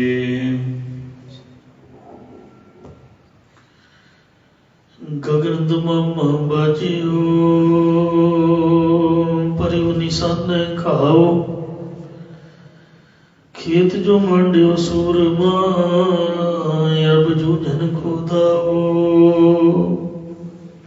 ਸੂਰਾ ਸੋ ਪਹਿਚਾਨੀਐ, ਜੋ ਲਰੈ ਦੀਨ ਕੇ ਹੇਤ। ਪੁਰਜਾ ਪੁਰਜਾ ਕਟ ਮਰੈ, ਕਬਹੂ ਨ ਛੱਡੈ ਖੇਤ। ਗੁਰੂ ਪਿਆਰੀ ਸਾਧ ਸੰਗਤ ਜੀਓ, ਧੰਨ ਕਲਗੀਆਂ ਵਾਲੇ ਪਾਤਸ਼ਾਹ ਸ੍ਰੀ ਗੁਰੂ ਗੋਬਿੰਦ ਸਿੰਘ ਸਾਹਿਬ ਜੀ ਮਹਾਰਾਜ ਅਰ ਧੰਨ ਉਹਨਾਂ ਦਾ ਪਰਿਵਾਰ, ਬਜ਼ੁਰਗ ਮਾਤਾ ਗੁਜਰੀ ਜੀ ਅਰ ਛੋਟੇ ਸਾਹਿਬਜ਼ਾਦੇ ਬਾਬਾ ਜੋਰਾਵਰ ਸਿੰਘ, ਬਾਬਾ ਫਤਿਹ ਸਿੰਘ ਸਾਹਿਬ। ਇਹਨਾਂ ਦੀ ਮਾਂ ਚੜ੍ਹਾਈ ਕਰ ਗਈ ਸੀਗੀ। ਜਿਹੜੀ ਮਾਤਾ ਅਜੀਤ ਕੌਰ ਸੀਗੀ, ਉਹਦੇ 3 ਸਾਹਿਬਜ਼ਾਦੇ ਸੀਗੇ, ਜੋਰਾਵਰ ਸਿੰਘ, ਬਾਬਾ ਫਤਿਹ ਸਿੰਘ ਤੇ ਬਾਬਾ ਜੁਝਾਰ ਸਿੰਘ। ਤਿੰਨੇ ਮਾਤਾ ਅਜੀਤ ਕੌਰ ਦੇ ਸਨ। ਬਾਬਾ ਅਜੀਤ ਸਿੰਘ ਸਾਹਿਬ ਮਾਤਾ ਸੁੰਦਰ ਕੌਰ ਦਾ ਸੀਗਾ, ਤੇ ਮਾਤਾ ਅਜੀਤ ਕੌਰ ਨੂੰ ਗੁਰੂ ਮਹਾਰਾਜ ਨੇ ਸਿਰ ਤੇ ਹੱਥ ਰੱਖ ਕੇ ਕੌਤਕ ਦਿਖਾ ਦਿੱਤਾ ਸੀ। ਉਹਨੇ ਬਹੁਤੇ ਗੁਰੂ ਜੀ ਨੂੰ ਤੰਗ ਕੀਤਾ। ਜਦੋਂ ਵੀ ਮਹਾਰਾਜ ਘਰ ਪ੍ਰਸ਼ਾਦਾ ਛਕਣ ਆਉਣ, ਉਹ ਗੱਲ ਹੋ ਕੇ ਬਹਿ ਜਾਏ ਵੀ ਸਾਹਿਬਜ਼ਾਦੇ ਜਵਾਨ ਹੋ ਗਏ ਨੇ, ਇਹਨਾਂ ਦੇ ਰਿਸ਼ਤੇ ਤੈਅ ਕਰੋ ਜੀ, ਇਹਨਾਂ ਨੂੰ ਘੋੜੀ ਚੜ੍ਹਦਾ ਮੈਂ ਵੇਖਣਾ ਚਾਹੁੰਦੀ ਹਾਂ ਜੀ, ਇਹਨਾਂ ਦੀਆਂ ਸ਼ਾਦੀਆਂ ਹੋਣ। ਸੁੱਖ ਨਾਲ 14, 15, 16 ਸਾਲ ਦੇ ਬੱਚੇ ਦੀ ਜੋ ਜਵਾਨੀ ਦੇ ਵਿੱਚ ਸ਼ਾਦੀ ਹੋ ਜਾਂਦੀ ਸੀ, ਲੋਕ ਤਾਂ 12, 12 ਸਾਲ ਦੇ ਵਿਆਹ ਦਿੰਦੇ ਸੀ। ਜਦੋਂ ਬਹੁਤੀ ਵਾਰ ਮਾਤਾ ਜੀ ਨੇ ਆਖਿਆ ਤੇ ਗੁਰੂ ਮਹਾਰਾਜ ਕਹਿਣ ਲੱਗੇ, ਅਜੀਤ ਕੌਰ ਇਹਨਾਂ ਦੀਆਂ ਸ਼ਾਦੀਆਂ ਤੈਅ ਹੋ ਚੁੱਕੀਆਂ ਨੇ, ਪਰ ਜਿਸ ਤਰ੍ਹਾਂ ਦੀ ਘੋੜੀ ਤੂੰ ਚੜਾਉਣੀ ਹੈ ਉਸ ਤਰ੍ਹਾਂ ਦੀ ਭੁੱਲ ਜਾ, ਇਹ ਤਾਂ ਮੌਤ ਦੀ ਘੋੜੀ ਚੜ੍ਹਨਗੇ। ਆਹ ਰਣ ਤੱਤੇ ਦੇ ਵਿੱਚ ਮੌਤ ਲਾੜੀ ਨੂੰ ਵਿਆਹੁਣਗੇ। ਇਹਨਾਂ ਸ਼ਹੀਦੀਆਂ ਪਾਉਣ ਲਈ ਇੱਥੇ ਆਏ ਨੇ, ਇਹ ਵਿਆਹ ਉਹ ਕਰਾਉਣ ਲਈ ਨਹੀਂ ਆਏ ਹੋਏ ਜਿਸ ਤਰ੍ਹਾਂ ਦਾ ਤੂੰ ਬਹੁਤ ਸੋਚ ਰਹੀ ਹੈ। ਕਹਿਣ ਲੱਗੀ ਜੀ ਹੈ ਮਾਰੇ, ਕਹਿੰਦੇ ਹਾਂ, ਨਹੀਂ ਯਕੀਨ ਤੇ ਦੇਖ ਲਾ। ਉਹਦੇ ਸਿਰ ਤੇ ਹੱਥ ਰੱਖਿਆ। ਮਾਤਾ ਜੀ ਜੋਗਾ ਅਭਿਆਸੀ ਸੀਗੇ, ਕਹਿੰਦੇ ਚੱਲ 10ਵੇਂ ਦੁਆਰ 'ਚ। ਸਵਾਸਾਂ ਦੀ ਪ੍ਰਕਿਰਿਆ ਰਾਹੀਂ ਮਹਾਰਾਜ ਨੇ ਸਵਾਸ ਚੜਾਉਣੇ ਸਿਖਾਏ ਹੋਏ ਸੀ। ਜਦ 10ਵੇਂ ਦੁਆਰ 'ਚ ਪਹੁੰਚੀ, ਸਾਰੀ ਫਿਲਮ ਦਿਖਾਤੀ ਅੱਖਾਂ ਦੇ ਅੱਗੋਂ। ਉਸੇ ਤਰ੍ਹਾਂ ਹੀ ਜਿਵੇਂ ਕਿਲਾ ਛੱਡਣਾ ਹੈ, ਸਰਸਾ ਤੇ ਵਿਛੋੜਾ ਹੋਣਾ, ਤੇ ਪਰਿਵਾਰ ਨੇ ਵਿਛੜ ਜਾਣਾ। ਸਾਹਿਬਜ਼ਾਦੇ ਮਾਤਾ ਗੁਜਰੀ ਜੀ ਇੱਕ ਪਾਸੇ ਗੰਗੂ ਬ੍ਰਾਹਮਣ ਦੇ ਨਾਲ, ਤੇ ਦੂਜੇ ਪਾਸੇ ਸਾਡੀਆਂ ਦੋਨੇ ਮਾਤਾਵਾਂ, ਮਾਤਾ ਸੁੰਦਰ ਕੌਰ, ਮਾਤਾ ਸਾਹਿਬਦੀਵਾ ਕੌਰ। ਅੱਗੇ ਗਾ ਚਮਕੌਰ ਦੀ ਜੰਗ, ਸਾਹਿਬਜ਼ਾਦਿਆਂ ਦੀ ਬਹਾਦਰੀ। ਕਹਿਣ ਲੱਗੀ ਮਹਾਰਾਜ, ਉਹ ਘਬਰਾ ਗਈ। ਕਹਿਣ ਲੱਗੀ ਵੀ ਮੈਂ ਤਾਂ ਨਹੀਂ ਵੇਖ ਸਕਦੀ। ਗੁਰੂ ਸਾਹਿਬ ਕਹਿੰਦੇ ਤੇਰੀ ਮਰਜ਼ੀ ਹੈ, ਜੇ ਤੂੰ ਨਹੀਂ ਵੇਖ ਸਕਦੀ ਤਾਂ ਤੈਨੂੰ ਛੁੱਟੀ ਹੈ। ਹੋਣਾ ਤਾਂ ਇਸੇ ਤਰ੍ਹਾਂ ਹੀ ਹੈ। ਪਰ ਦਿਲ ਤੇ ਪੱਥਰ ਰੱਖ ਕੇ ਵੱਡਾ ਜਿਗਰਾ ਕਰਕੇ ਵੇਖਣਾ ਪਊਗਾ। ਪੁੱਤ ਮਰਦੇ ਵੇਖਣੇ ਬੜੇ ਔਖੇ ਨੇ। ਤੋ ਗੁਰੂ ਮਹਾਰਾਜ ਸ੍ਰੀ ਗੁਰੂ ਅਮਰਦਾਸ ਜੀ ਨੇ ਅਰਦਾਸ ਕੀਤੀ ਸੀ ਵੀ ਹੇ ਰੱਬ ਸੱਚਿਆ, ਜੇ ਤੂੰ ਜਾਣਾ ਪੀਰ ਹੈ ਤੇ ਅੱਜ ਤੋਂ ਬਾਅਦ ਕਿਸੇ ਮਾਂ ਪਿਓ ਦੇ ਸਾਹਮਣੇ ਜਿਉਂਦਿਆਂ ਕਿਸੇ ਦਾ ਪੁੱਤ ਨਾ ਮਰੇ। ਉਹ ਤਈਏ ਦਾ ਆਪਣਾ ਮਰ ਗਿਆ ਸੀ ਨਾ, ਕਿਸੇ ਮਾਈ ਦਾ ਪੁੱਤਰ, ਤੇ ਗੁਰੂ ਜੀ ਨੂੰ ਤਰਸ ਆਇਆ ਤੇ ਮਹਾਰਾਜ ਨੇ ਪੈਰ ਛੁਆ ਕੇ ਉਹਨੂੰ ਜਿਉਂਦਾ ਕਰ ਦਿੱਤਾ। ਤਈਏ ਦਾ ਨੂੰ ਪੰਜਰੇ 'ਚ ਪਾ ਦਿੱਤਾ। ਵੇਖੋ ਇੰਨਾ ਤਰਸ ਕੀਤਾ ਲੋਕਾਂ ਦੇ ਪੁੱਤਾਂ ਨੇ। ਗੁਰੂ ਗੋਬਿੰਦ ਸਿੰਘ ਨੇ ਵੀ ਲੋਕਾਂ ਦੇ ਪੁੱਤਰਾਂ ਨੂੰ ਯਤੀਮ ਹੋਣ ਤੋਂ ਬਚਾਉਣ ਲਈ 8.5 ਸਾਲ ਦੀ ਉਮਰ 'ਚ ਅਰਦਾਸ ਕੀਤੀ ਵੀ ਮੈਂ ਯਤੀਮ ਹੋ ਜਾਵਾਂ ਮਹਾਰਾਜ, ਮੈਂ ਆਪਦਾ ਦੁੱਖ ਸਹਾਰ ਲਊਂਗਾ, ਜੋ ਔਖਾ ਸੌਖਾ ਕੱਟੂ ਸਰੀਰ ਤੇ ਮਹਾਰਾਜ ਪਰ ਤੁਸੀਂ ਇਹਨਾਂ ਲੋਕਾਂ ਦੇ ਬੱਚੇ ਯਤੀਮ ਹੋਣ ਤੋਂ ਬਚਾਓ। ਗੁਰੂ ਤੇਗ ਬਹਾਦਰ ਜੀ ਨੂੰ ਦਿੱਲੀ ਤੋਰਨ ਵਾਲੇ ਗੁਰੂ ਗੋਬਿੰਦ ਸਿੰਘ ਮਹਾਰਾਜ ਨੇ। ਮਹਾਰਾਜ ਕਹਿੰਦੇ ਸ਼ਾਬਾਸ਼ ਸਾਹਿਬਜ਼ਾਦਾ ਜੀ, ਸਾਨੂੰ ਇਹੀ ਆਸ ਸੀ ਤੁਹਾਡੇ ਕੋਲੋਂ ਵੀ ਤੁਸੀਂ ਇਹ ਵਚਨ ਸਾਨੂੰ ਸੁਣਾਓਗੇ। ਸਾਨੂੰ ਯਕੀਨ ਹੋ ਗਿਆ ਕਿ ਤੁਸੀਂ ਆਪ ਦੀ ਸੰਗਤ ਸਾਂਭਣ ਦੇ ਯੋਗ ਹੋ ਗਏ ਹੋ। ਲੋ ਸਭ ਤੋਂ ਆਪ ਦੀ ਸੰਗਤ। ਤੇ ਮੈਂ ਚੱਲਿਆ ਦਿੱਲੀ ਨੂੰ। ਵੇਖੋ ਕਿੰਨੀ ਬਹਾਦਰੀ ਵਾਲਾ ਕਾਰਨਾਮਾ। ਇਸ ਵਾਸਤੇ ਅਜੀਤ ਕੌਰ ਹੋਵੇਗਾ ਤਾਂ ਇਸੇ ਤਰ੍ਹਾਂ ਹੀ ਤੇ ਇਹ ਸ਼ਹੀਦੀਆਂ ਪਾਉਣਗੇ। ਮੈਂ ਵੇਖੂਗਾ, ਤੂੰ ਨਹੀਂ ਵੇਖ ਸਕਦੀ ਤੇ ਤੂੰ ਸਤਿ ਸ੍ਰੀ ਅਕਾਲ ਜਾ ਆਪਦੇ ਘਰ। ਕਹਿੰਦੀ ਜੀ ਚੰਗਾ। ਉਹਨੇ 10ਵੇਂ ਦੁਆਰ ਰਾਹੀਂ ਸਵਾਸ ਚੜਾਏ, ਜਪਜੀ ਸਾਹਿਬ ਦਾ ਪਾਠ ਕੀਤਾ, ਸਵਾਸ ਚੜਾ ਕੇ ਬ੍ਰਹਮਰੁੰਦਰ ਨਾਰੀ ਨੂੰ ਫੋੜ ਕੇ ਸੱਚਖੰਡ ਚਲੀ ਗਈ ਸੀ। ਤੋ ਸਾਹਿਬਜ਼ਾਦੇ ਨਿੱਕੇ ਨਿੱਕੇ ਛੋਟੇ ਨਿਆਣੇ ਸੀਗੇ। ਉਹ ਮਾਤਾ ਗੁਜਰੀ ਜੀ ਦੀ ਗੋਦ ਨਹੀਂ ਸੀ ਛੱਡਦੇ ਹੁੰਦੇ ਤੇ ਮਾਤਾ ਗੁਜਰੀ ਉਹਨਾਂ ਨੂੰ ਦੁੱਧ ਪਾਣੀ ਪਿਲਾਉਂਦੀ ਤੇ ਉਹਦੇ ਨਾਲ ਹੀ ਮੋਹ ਸੀਗਾ। ਇਸ ਲਈ ਜਦ ਕਿਲ੍ਹਾ ਛੱਡਿਆ ਤੇ ਛੋਟੇ ਸਾਹਿਬਜ਼ਾਦੇ ਮਾਤਾ ਗੁਜਰੀ ਜੀ ਦੇ ਨਾਲ ਸਾਧ ਸੰਗਤ ਜੀ ਉਹ ਰਥ ਵਿੱਚ ਬੈਠੇ ਤੇ ਮੋਹਰਾਂ ਦੀ ਭਰੀ ਹੋਈ ਖੁਰਜੀ। ਗੁਰੂ ਜੀ ਦੀ ਆਗਿਆ ਤੋਂ ਉਲਟ ਮਹਾਰਾਜ ਨੇ ਕਿਹਾ ਵੀ ਕੋਈ ਵੀ ਚੀਜ਼ ਨਹੀਂ ਲੈਣੀ, ਪਰ ਲੀੜਾ ਕੱਪੜਾ ਲੋੜਵੰਦ ਆਪਦਾ ਸਮਾਨ ਲੈ ਲਓ, ਪੈਸਾ ਤਾਂ ਕੋਈ ਨਹੀਂ ਚੁੱਕਣਾ। ਗੁਰੂ ਸਾਹਿਬ ਦੇ ਹੁਕਮ ਤੋਂ ਉਲਟ ਇੱਕ ਮੋਹਰਾਂ ਦੀ ਖੁਰਜੀ ਵਾਲੀ ਭਰੀ ਹੋਈ ਜਿਹੜੀ ਖੱਚਰ ਸੀ ਉਹ ਮਾਤਾ ਜੀ ਨੇ ਨਾਲ ਲੈ ਲਈ। ਉਹੀ ਸਾਹਿਬਜ਼ਾਦਿਆਂ ਦੇ ਸ਼ਹੀਦੀ ਦਾ ਕਾਰਨ ਬਣੀ। ਸ਼ਾਇਦ ਜੇ ਗੁਰੂ ਜੀ ਦਾ ਹੁਕਮ ਮੰਨ ਕੇ ਉਹ ਮੋਹਰਾਂ ਵਾਲੀ ਖੁਰਜੀ ਨਾ ਮਾਤਾ ਜੀ ਲੈਂਦੇ, ਖਬਰੇ ਨਾ ਉਹਦਾ ਮਨ ਨਾ ਹੀ ਬੇਈਮਾਨ ਹੁੰਦਾ ਕੰਗੂ ਦਾ। ਪਰ ਕੀ ਕਰੀਏ, ਸਾਡੇ ਕਰਮ ਹੀ ਮਾੜੇ ਸੀਗੇ। ਸਾਹਿਬਜ਼ਾਦਿਆਂ ਦੀ ਉਮਰ ਹੀ ਪਤਾ ਨਹੀਂ। ਚੰਗੇ ਬੰਦਿਆਂ ਨੂੰ ਰੱਬ ਟਾਈਮ ਥੋੜ੍ਹਾ ਹੀ ਦਿੰਦਾ ਜੋ ਰੱਬ ਨੇ ਲਿਖਿਆ। ਸ਼ਾਇਦ ਇਸੇ ਲਈ ਆਏ ਹੋਣਗੇ। ਤੇ ਵੱਡੇ ਸਰਸਾ ਪਾਰ ਕਰਕੇ ਘੋੜਿਆਂ ਤੇ ਚੜ੍ਹ ਕੇ ਉਹ ਜਵਾਨ ਸੀ ਸੁੱਖ ਨਾਲ, ਉਹ ਮਹਾਰਾਜ ਦੇ ਮਗਰ ਮਗਰ ਨਿਕਲ ਗਏ। ਸਾਧ ਸੰਗਤ ਜੀਓ, ਭਾਈ ਬਚਿੱਤਰ ਸਿੰਘ ਜੀ ਜ਼ਖਮੀ ਹੋਏ ਤੇ ਬਾਬਾ ਅਜੀਤ ਸਿੰਘ ਸਾਹਿਬ ਨੇ ਉਹਨਾਂ ਦੀ ਸੇਵਾ ਸੰਭਾਲ ਕੀਤੀ। ਜਿਹੜਾ ਨਿਹੰਗ ਖਾਂ ਪਠਾਨ ਸੀਗਾ ਜਿੱਥੇ ਗੁਰਦੁਆਰਾ ਭੱਠਾ ਸਾਹਿਬ ਹੈ, ਉਹਦੇ ਘਰ ਦੇ ਵਿੱਚ ਉਹਦਾ ਆਸਣ ਲਵਾਇਆ। ਉਹਦੀ ਬੇਟੀ ਨੇ ਬੜੀ ਸ਼ਰਧਾ ਦੇ ਨਾਲ ਭਾਈ ਬਚਿੱਤਰ ਸਿੰਘ ਦੀ ਮਨ ਪੱਟੀ ਕੀਤੀ, ਮੁਸਲਮਾਨਾਂ ਤੋਂ ਵੀ ਬਚਾਇਆ। ਪਰ ਭਾਈ ਸਾਹਿਬ ਦਾ ਖੂਨ ਜ਼ਿਆਦਾ ਵਗਣ ਕਰਕੇ ਉਹ ਉੱਥੇ ਹੀ ਨਿਹੰਗ ਖਾਂ ਪਠਾਨ ਦੇ ਘਰ ਹੀ ਸ਼ਹੀਦੀ ਪਾ ਗਏ। ਸ਼ਹੀਦ ਭਾਈ ਉਦੇ ਸਿੰਘ, ਉਹਨਾਂ ਵੀ ਸਾਹਿਬਜ਼ਾਦੇ ਅਜੀਤ ਸਿੰਘ ਨੂੰ ਆਖਿਆ ਵੀ ਤੈਨੂੰ ਪਿਤਾ ਜੀ ਬੁਲਾ ਰਹੇ ਨੇ, ਤੇਰਾ ਇੱਥੇ ਅਸਥਾਨ ਨਹੀਂ, ਤੇਰਾ ਗਾਂ ਅਸਥਾਨ ਹੈ, ਅਸੀਂ ਲੜਾਂਗੇ। ਭਾਈ ਜੈਤਾ ਜੀ ਤੇ ਭਾਈ ਉਦੇ ਸਿੰਘ ਜੀ ਸਰਸਾ ਦੇ ਉਰਲੇ ਕਿਨਾਰੇ ਤੇ ਸ਼ਹੀਦ ਹੋਏ। ਭਾਈ ਬਚਿੱਤਰ ਸਿੰਘ ਪਰਲੇ ਕਿਨਾਰੇ ਤੇ ਨਿਹੰਗ ਖਾਂ ਪਠਾਨ ਦੇ ਘਰ ਜ਼ਖਮਾਂ ਦੀ ਤਾਪ ਨਾ ਸਹਾਰਦਾ ਹੋਇਆ ਸਵਾਸ ਤੇ ਆ ਗਿਆ।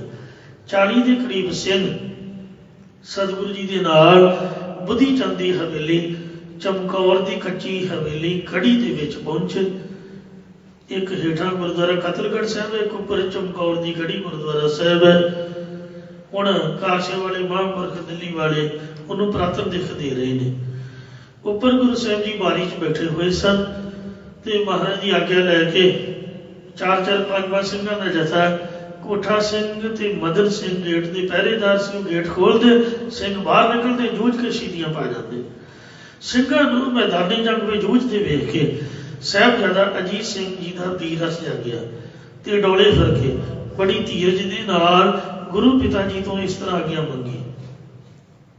मिर्जा मोहम्मद अब्दुल लिखदा है, मुझको भी दीजिए हुक्म कि जौहर दिखाऊं मैं, जाए बला से जान पे वापस न आऊं मैं, नाम का अजीत हूँ जीता ना जाऊंगा, जीता गया तो हार के जीता ना आऊंगा।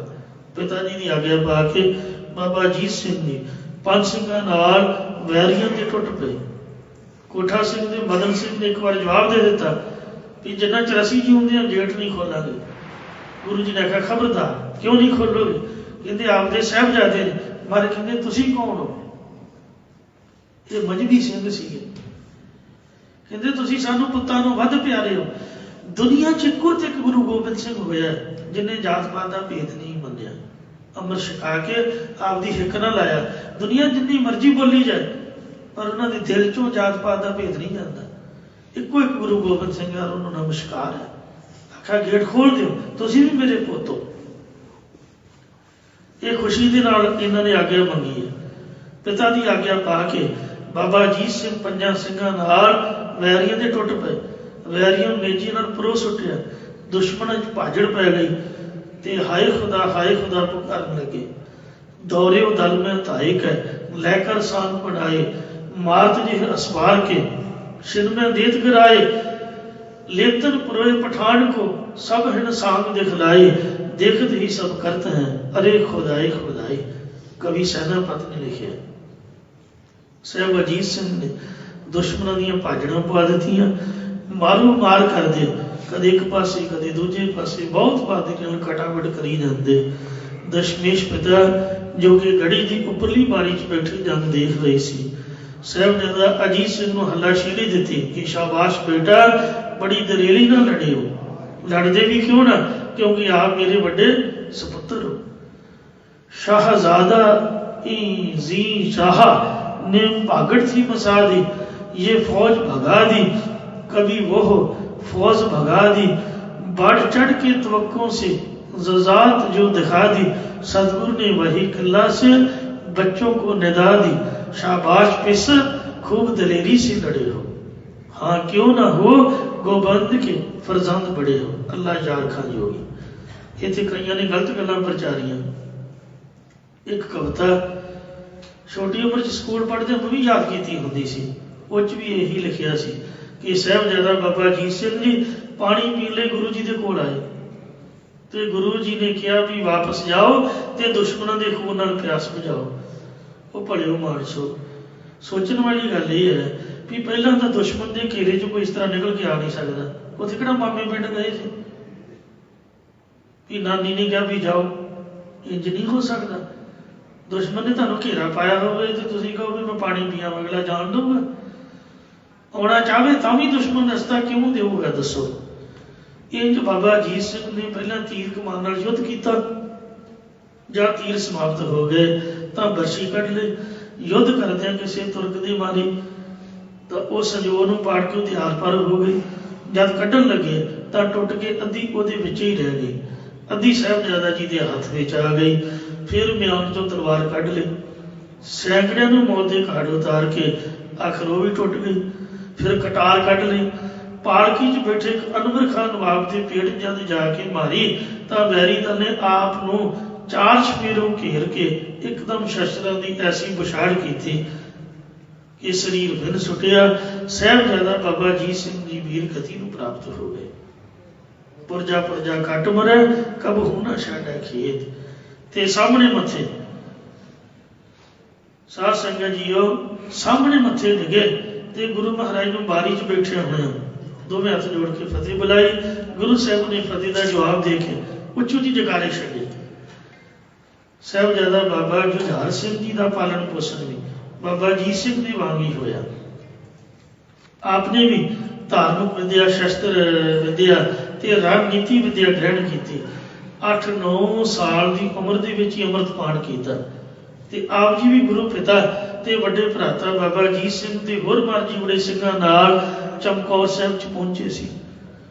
बाबा जुझार सिंह ने गढ़ी की अटारी ते बैठ के सारे सिंह सूरमियां ते बाबा अजीत सिंह जी का जब जंग वेखिया तो उन्होंने भी डोले फिर के खून खोलिया जब बाबा अजीत सिंह जी शहीद हो गए तो बाबा जुझार सिंह जी ने जंग करने की लालसा मन च प्रबल कर ली। गुरु पिता जी तो इस तरह आज्ञा मंगी, बेटे को शहादत मिली, देखा जो पदर ने तूफान बपा, गम से किया दीदार ये तर ने, इस वक्त कहा नन्हे से मासूम फिसर ने, रुखसत हमें दिलवाओ पिता, जाएंगे मरने, भाई से बिछड़ कर हमें जीना नहीं आता, सोना नहीं, खाना नहीं, पीना नहीं आता। इस वक्त आप जी की उम्र मसा 14 को साल की सी ते वड्डे भाई नालों आप जी 4 साल छोटे सी। बाबा अजीत सिंह 17 साल दे, बाबा जुझार सिंह जी 14 साल दे। पिता जी तो आज्ञा मंगते हैं कि मैं भी जंग च जाके वड्डे भाई दे पग चिन्हां दे चलदा तुहाडा छोटा पुत्र कमाउंदा होया आपदे नाम की लाज रखा। उसका अनुज जुझार सिंह था, जिसका भय था 14 साल, 4 वर्ष छोटा अग्रज से बोला, गुरु से वह गुरु बाल, आज्ञा हो निर्भय अग्रज का, करूं अनुसर्व मैं भी आज, रहूं यथार्थ तनुज आपका, रखूं अनुज नाम की लाज। बाबा जुझार सिंह की बेनती सुन के पिता गुरु जी ने फरमाया, बेटा तुसी पंथ की बेड़ी दे मलाह हो, सीस भेंट करो, जो धर्म का बेड़ा पार लगे जाओ। ਤੁਹਾਨੂੰ ਵੱਡੇ ਭਾਈ ਬਾਬਾ ਅਜੀਤ ਸਿੰਘ ਜੀ ਆਕਾਸ਼ ਵਿੱਚ ਖੜੇ ਉਡੀਕ ਰਹੇ ਨੇ। ਮੇਰੀ ਚਾਹਨਾ ਕਿ ਮੈਂ ਤੁਹਾਨੂੰ ਜੰਗ 'ਚ ਬਰਛੀ ਚਲਾਉਂਦੇ ਤੇ ਬਰਛੀ ਦਾ ਵਾਰ ਸਹਿੰਦੇ ਹੋਏ ਵੇਖਾਂ, ਔਰ ਮੈਨੂੰ ਯਕੀਨ ਹੋ ਜਾਏ ਵੀ ਜੋ ਆਪਨੇ ਮੇਰੇ ਘਰ 'ਚ ਰਹਿ ਕੇ ਵਿਦਿਆ ਸਿੱਖੀ ਹੈ ਉਹ ਆਪਨੇ ਪੂਰੀ ਤਰ੍ਹਾਂ ਪਕਾਈ ਹੈ। ਇੱਕ ਥਿਊਰੀ ਦਾ ਪੇਪਰ ਹੁੰਦਾ ਕਿ ਪ੍ਰੈਕਟੀਕਲ ਦਾ ਹੁੰਦਾ, ਇਹ ਹੁਣ ਪ੍ਰੈਕਟੀਕਲੀ ਪੇਪਰ ਹੈ। ਪਿਤਾ ਗੁਰੂ ਜੀ ਨੇ ਆਗਿਆ ਦਿੱਤੀ, ਸ਼ਸਤਰ ਸਜਾਏ, 5 ਸਿੰਘ ਨਾਲ ਤੋਰੇ। जब देखो जुझार सिंह समा पहुंचो आन, दौरे उदर में पाए कर में गही कृपान या कमान। कवि सैनापति बड़े भरा दे शहीद होने तो पिछों बाबा जुझार सिंह ने रणभूमि च बड़ा रौला पिया वेखिया तो उन्होंने मन च विचार आई कि मेरा भी पिछे रहने का धर्म नहीं कि पुत्र दे जिउंदे जी पिता गुरु आप जंग करके जूझन, बच्चे नौजवान होण ते पिता जंग च जूझे, फबदा नहीं है। साडा समा पहला होना चाहिए। ऐसो रो रो जब कुहां भयो, साहिब जुझार सिंह मन में ठयो, अब जीवन को कुछ धर्म नहीं, पुत्र जीवे लड़ पिता मराही। रतन सिंह पंगू। बाबा अजीत सिंह तो बाद बाबा जुझार सिंह जी रण तत्ते विच गरजे तां वैरी दिलां च सहम छा गया। दुश्मन अगे के भजन लगे, डरदे मारे कोई नेड़े ना टुकदा। जंग च लोथां दे ढेर लग गए। साहिबजादे ने नेजे दे ऐसे कमाल दिखाए कि मुगल फौजां हैरान रह गईयां, परेशान। मुड़को मुड़की इन्नी ठंड च कि इन्नी छोटी उम्र च नेजाबाजी की इन्नी मुहारत निरपैता, क्योंकि आपने एकदम एहो जिहा घमसान मचाया, इक्को हमले च 21 दुश्मनों को मौत के घाट उतार दिता। राक्षसां वर्गे वड्डे वड्डे दैर, कल्ला कल्ला बकरा, हड़प जाने वाले पठाणा को नेजे च परोस सुटिया। सारे रौला मच गया कि कलगीधर दे वीर सपूतों बच के लड़ो भाई। ना तो बाबे अजीत सिंह दे कोल कोई आ सकिया, दूरों ही गोलियां मारियां ते नेजे दे तीर मारे सीगे, ना बाबे जुझार सिंह दे कोल कोई खड़ सकिया। कहंदे इहदे कोल पिता गुरु जी दा बख्शिया खंडा है, 10-20 को जख्मी किया, 10-20 को मारा। एक हमले में इस एक ने 21 को मारा। अल्लाह शाह खान जोगी खन्नास को मारा, कभी इबलीस को मारा, गुल मच गया। एक तिफल ने 40 को मारा। बच बच के लड़ो कलगियों वाले के पिसर से, यह नीमचा लाए हैं गुरु जी की कमर से। मारे दी बख्शिश बड़ी महान है। आखिर 5 भुखे भाने सिंह ਲੱਖਾਂ ਦਾ ਮੁਕਾਬਲਾ ਕਿੰਨੀ ਕੁ ਦੇਰ ਕਰ ਸਕਦੇ ਸਨ। ਸਾਹਿਬਜ਼ਾਦੇ ਨੂੰ ਲੜਦਿਆਂ ਸਾਧ ਸੰਗਤ ਜੀ ਸ਼ਾਮਾਂ ਪੈ ਗਈਆਂ। ਤੁਰਕਾਂ ਵੱਲੋਂ ਚਲਾਈ ਅਨੇਕਾਂ ਤੀਰ ਤੇ ਗੋਲੀਆਂ ਇੱਕੋ ਸਮੇਂ ਆ ਕੇ ਬਾਬਾ ਜੁਝਾਰ ਸਿੰਘ ਦੀ ਛਾਤੀ ਤੇ ਸਾਰੇ ਸਰੀਰ 'ਚ ਲੱਗੀਆਂ ਤਾਂ ਮਨ ਕੰਡਿਆਂ ਨਾਲ ਕੋਮਲ ਫੁੱਲ ਬੰਨਿਆ ਗਿਆ ਹੋਵੇ, ਇੰਜ ਸਰੀਰ ਛਾਨਣੀ ਹੋ ਗਿਆ। 4 ਸਵੇਰੇ ਹਨੇਰਾ ਛਾ ਗਿਆ। ਅੱਜ 8 ਪੋਹ ਦੀ ਸ਼ਾਮ हाहाकार मच गई। इउं दशमेश पिता जी का लाडला सपूत बाबा जुझार सिंह भी अपने बड़े भाई वांग बाबा अजीत सिंह के नाल रल के आपके दादा गुरु बाबा तेग बहादुर सिंह जी की पावन गोद में जहाँ विराजमान होया। सूरज अस्त हो गया, मानो मुगलों के राज का सूरज भी डुब गया। ਵੱਡੇ ਸਾਹਿਬਜ਼ਾਦੇ ਦੀ ਸ਼ਹੀਦੀ ਯਾਦਗਾਰ ਚਮਕੌਰ ਸਾਹਿਬ, ਗੁਰਦੁਆਰਾ ਗੜੀ ਸਾਹਿਬ ਤੇ ਕਤਲਗੜ੍ਹ ਸਾਹਿਬ ਸੁਸ਼ੋਭਿਤ ਨੇ। ਦਰਵਾਜ਼ੇ ਤੇ ਲੱਗੇ ਸੰਗਮਰਮਰ ਤੇ ਅੱਲਾ ਯਾਰ ਖਾਂ ਜੋਗੀ ਵੱਲੋਂ ਲਿਖੀਆਂ ਪੰਕਤੀਆਂ ਸੁਸ਼ੋਭਿਤ ਨੇ, ਜਿਸ ਦਾ ਭਾਵ ਹੈ ਕਿ ਹਿੰਦੁਸਤਾਨ ਦੀ ਵੀ ਯਾਤਰਾ ਕਰਨ ਲਈ ਕੇਵਲ ਤੇ ਕੇਵਲ ਇੱਕੋ ਇੱਕ ਤੀਰਥ ਹੈ, ਉਹ ਹੈ ਚਮਕੌਰ ਸਾਹਿਬ। ਗੁਰੂ ਗੋਬਿੰਦ ਸਿੰਘ ਸਾਹਿਬ ਨੇ ਇਹ ਨਵਾਂ ਲੈਸਨ ਦਿੱਤਾ, ਨਵਾਂ ਅਧਿਆਇ ਜੋੜਿਆ ਵੀ ਮਾੜਾ ਫਿਰ ਕੇ ਤਾਂ ਮੁਕਤੀ ਹੁੰਦੀ ਹੈ, ਤਲਵਾਰ ਦੇ ਰਸਤੇ ਵੀ ਮੁਕਤ ਹੋਵੋ। ਜਿੱਥੇ ਕਿਸੇ ਸਾਧੂ ਸੰਤ ਨੇ ਭਜਨ ਕੀਤਾ ਉੱਥੇ ਤਾਂ ਤੀਰਥ ਹੈ ਹੀ ਹੈ, ਜਿੱਥੇ ਸਿੰਘ ਸ਼ਹੀਦੀਆਂ ਪਾਉਂਦੇ ਨੇ। ਮਹਾਰਾਜ ਨੇ ਇਹ ਨਵਾਂ ਲੈਸਨ, ਨਵਾਂ ਅਧਿਆਇ ਜੋੜਿਆ ਵੀ ਸਿੰਘਾਂ ਦੀ ਸ਼ਹੀਦੀ ਸਥਾਨ ਵਾਲਾ ਵੀ ਤੀਰਥ ਹੈ। ਮਾਘ ਮੱਜਨ ਸੰਗ ਸਾਧੂ ਮੁਕਤਸਰ ਸਾਹਿਬ ਲੋਕ ਇਸ਼ਨਾਨ ਕਰਨ ਜਾਂਦੇ, ਤੇ ਅੱਜ ਦਾ ਦਿਨ ਚਮਕੌਰ ਸਾਹਿਬ ਇੱਕ ਮਹਾਨ ਤੀਰਥ ਹੈ, ਜਿੱਥੇ ਪਿਤਾ ਗੁਰੂ ਗੋਬਿੰਦ ਸਿੰਘ ਨੇ ਆਪਣੇ ਬੇਟੇ ਧਰਮ ਤੋਂ ਕੁਰਬਾਨ ਕੀਤੇ। ਚਮਕੌਰ ਸਾਹਿਬ ਦੇ ਕਿੰਨ ਕੇ ਜ਼ਰਾ ਚ ਕੁਰਬਾਨੀ ਨੂੰ ਸੂਰਜ ਦੀ ਚਮਕ ਹੈ। ਇੱਥੋਂ ਹੀ ਸ਼ਹੀਦੀ ਪ੍ਰਵਾਨੇ ਉੱਠੇ ਤੇ ਆਕਾਸ਼ ਦੇ ਵਿੱਚ ਜਾ ਕੇ ਉੱਥੇ ਸਮਾ ਗਏ, ਅਮਰ ਹੋ ਗਏ। ਗੁਰੂ ਗੋਬਿੰਦ ਸਿੰਘ ਜੀ ਦੇ ਲਾਡਲੇ ਸਪੂਤ ਬਾਬਾ ਅਜੀਤ ਸਿੰਘ ਤੇ ਬਾਬਾ ਜੁਝਾਰ ਸਿੰਘ ਜੀ ਮਾਨੋ ਦੋ ਚੰਦਰਮਾ ਇਸ ਸਥਾਨ ਨੂੰ ਰੌਸ਼ਨ ਕਰ ਗਏ। पंक्तियां लिखियां ने दरबार साहब के ऊपर, घर एक हिंद में तीर्थ है, यात्रा के लिए कटाए बाप ने पिसर यहाँ खुदा के लिए, चमक है मेहर की चमकौर तेरे जर्रों में, यहीं से बन के सितारे गए समा के लिए। गुरु गोविंद के लखत जिगर अजीत जुजार, फलक पे एक यहाँ दो चांद है जिया के लिए। इंसाफ करे जी में जमाना तो यकीन है, कह दे गुरु गोविंद का सानी ही नहीं है। करतार की सुगंध है नानक की कसम है, जितनी भी हो गोविंद की तारीफ वो कम है। याकूब को यूसुफ के बिछड़ने ने रुलाया, सागर कोई कम ऐसा रसूलों में आया। कटवा के मिस्र चारे एक आंसू न गिराया, रुतबा गुरु गोविंद सिंह ने ऋषियों का बढ़ाया। अल्लाह यार खां जोगी, क्या दशमेश पिता तेरी बात कहूं, यो तूने पर उपकार किए। एक खालस खालसा पथ सजा, जातों के भेद निकाल दिए। इस तेग के बेटे तेग पगड़, दुखियों के काट जंजाल दिए। उस मुल्को वतन की खिदमत में कहीं बाप दिया कहीं लाल दिए। सूफी कवि किबरिया खां। इन्हें चिर तक दिन बतीत हो चुका सी, हुण गुरु गोबिंद सिंह महाराज की वारी सी। गुरु साहब जी तैयार होंदे वेखे, प्यारे दया सिंह साहब पंजा सिंघां दी सैर हाथ जोड़ के खड़ो गए। आख्या महाराज आप दी दित्ती पावर हुण इस वक्त असीं वरतदे हां जी, तुहाडे चरनां च अरदास समझ लो तां जां पंजां दा हुक्म समझ लो। तुहानूं जाना पऊगा ते तुसीं कल्ले नहीं जाओगे, तुहाडे सज्जे खब्बे तीन सिंह होणगे, एक सिंह सज्जे एक खब्बे एक पिठ पिछे। सिक्योरिटी बकायदा होनी चाहिए, आपकी मर्यादा है।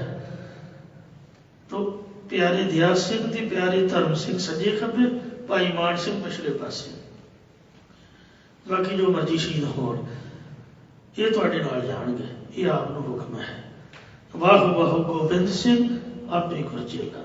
पंजां प्यारिਆਂ ਦਾ हुक्म सिर मत्थे मन के वैरी नूं ਇਹ ਭੁਲੇਖਾ ਪਾਉਣ ਵਾਸਤੇ ਕਿ ਗੁਰੂ ਸਾਹਿਬ ਅਜੇ ਅੰਦਰ ਹੀ ਨੇ, ਜਾਂ ਪੂਰਨ ਮਰਯਾਦਾ ਨੂੰ ਕਹੇ ਹੋਏ ਬਚਨਾਂ ਨੂੰ ਅੰਜਾਮ ਦੇਣ ਲਈ ਕਿ ਖਾਲਸਾ ਗੁਰੂ, ਗੁਰੂ ਖਾਲਸਾ, ਖਾਲਸਾ ਮੇਰਾ ਰੂਪ ਹੈ ਖਾਸ। ਕਈ ਭਾਈ ਸੰਗਤ ਸਿੰਘ ਬਾਰੇ ਕਹਿੰਦੇ ਨੇ, ਅਸੀਂ ਉਹਨਾਂ ਨੂੰ ਮੱਥਾ ਟੇਕਦੇ ਹਾਂ, ਤੇ ਪਰ ਜਿਹੜੀ ਕਲਗੀ ਸੀਗੀ ਉਹ ਸੰਤ ਸੋਹ ਦੇ ਸਿਰ ਤੇ ਲੱਗੀ ਸੀਗੀ। ਉਹਨੂੰ ਕਿਹਾ ਵੀ ਤੂੰ ਇੱਥੇ ਮੇਰੀ ਜਗ੍ਹਾ ਬਾਰੀ 'ਚ ਵੀਰ ਆਸਣ ਬੈਠ ਕੇ ਆ ਤੀਰ ਕਮਾਨ ਪਕੜ ਕੇ ਵੈਰੀ ਦਲ ਦਾ ਡਟ ਕੇ ਮੁਕਾਬਲਾ ਕਰ।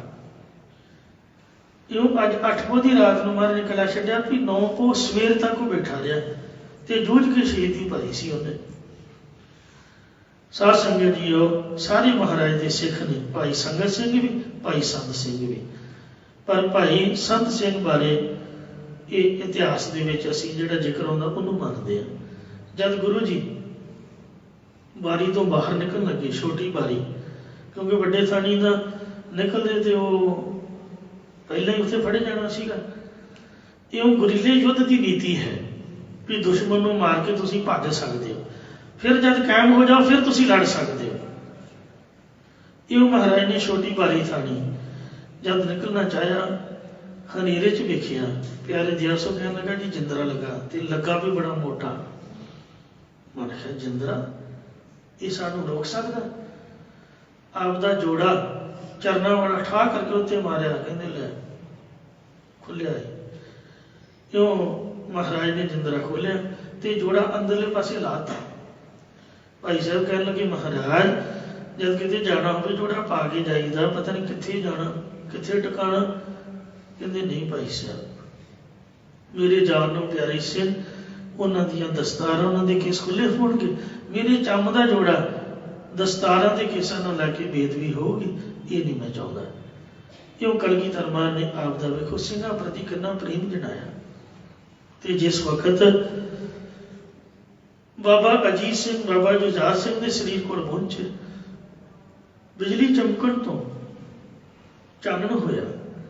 ਪਿਆਰੇ ਦਿਆ ਸਿੰਘ ਸਾਹਿਬ ਨੇ ਆਪਦਾ ਸਾਫਾ ਅੱਧਾ ਪਾੜ ਕੇ ਦੋਨਾਂ ਸਾਹਿਬਜ਼ਾਦਿਆਂ ਦੇ ਮੁਖੜੇ ਟੱਕਣ ਲਈ ਉੱਥੇ ਪਾਉਣਾ ਚਾਹਿਆ ਤੇ ਮਹਾਰਾਜ ਨੇ ਨਾਲੇ ਉਹ ਰੋਈ ਜਾਏ ਉਹਨੂੰ ਮੋਢਿਆਂ ਤੋਂ ਫੜ ਕੇ ਤਾਂ ਖਿੱਚ ਲਿਆ। ਕਹਿੰਦੇ ਉਹ ਦਿਆ ਸਿੰਘਾ ਇਹ ਕੀ ਕਰਨ ਲੱਗਾ ਹੋਏ?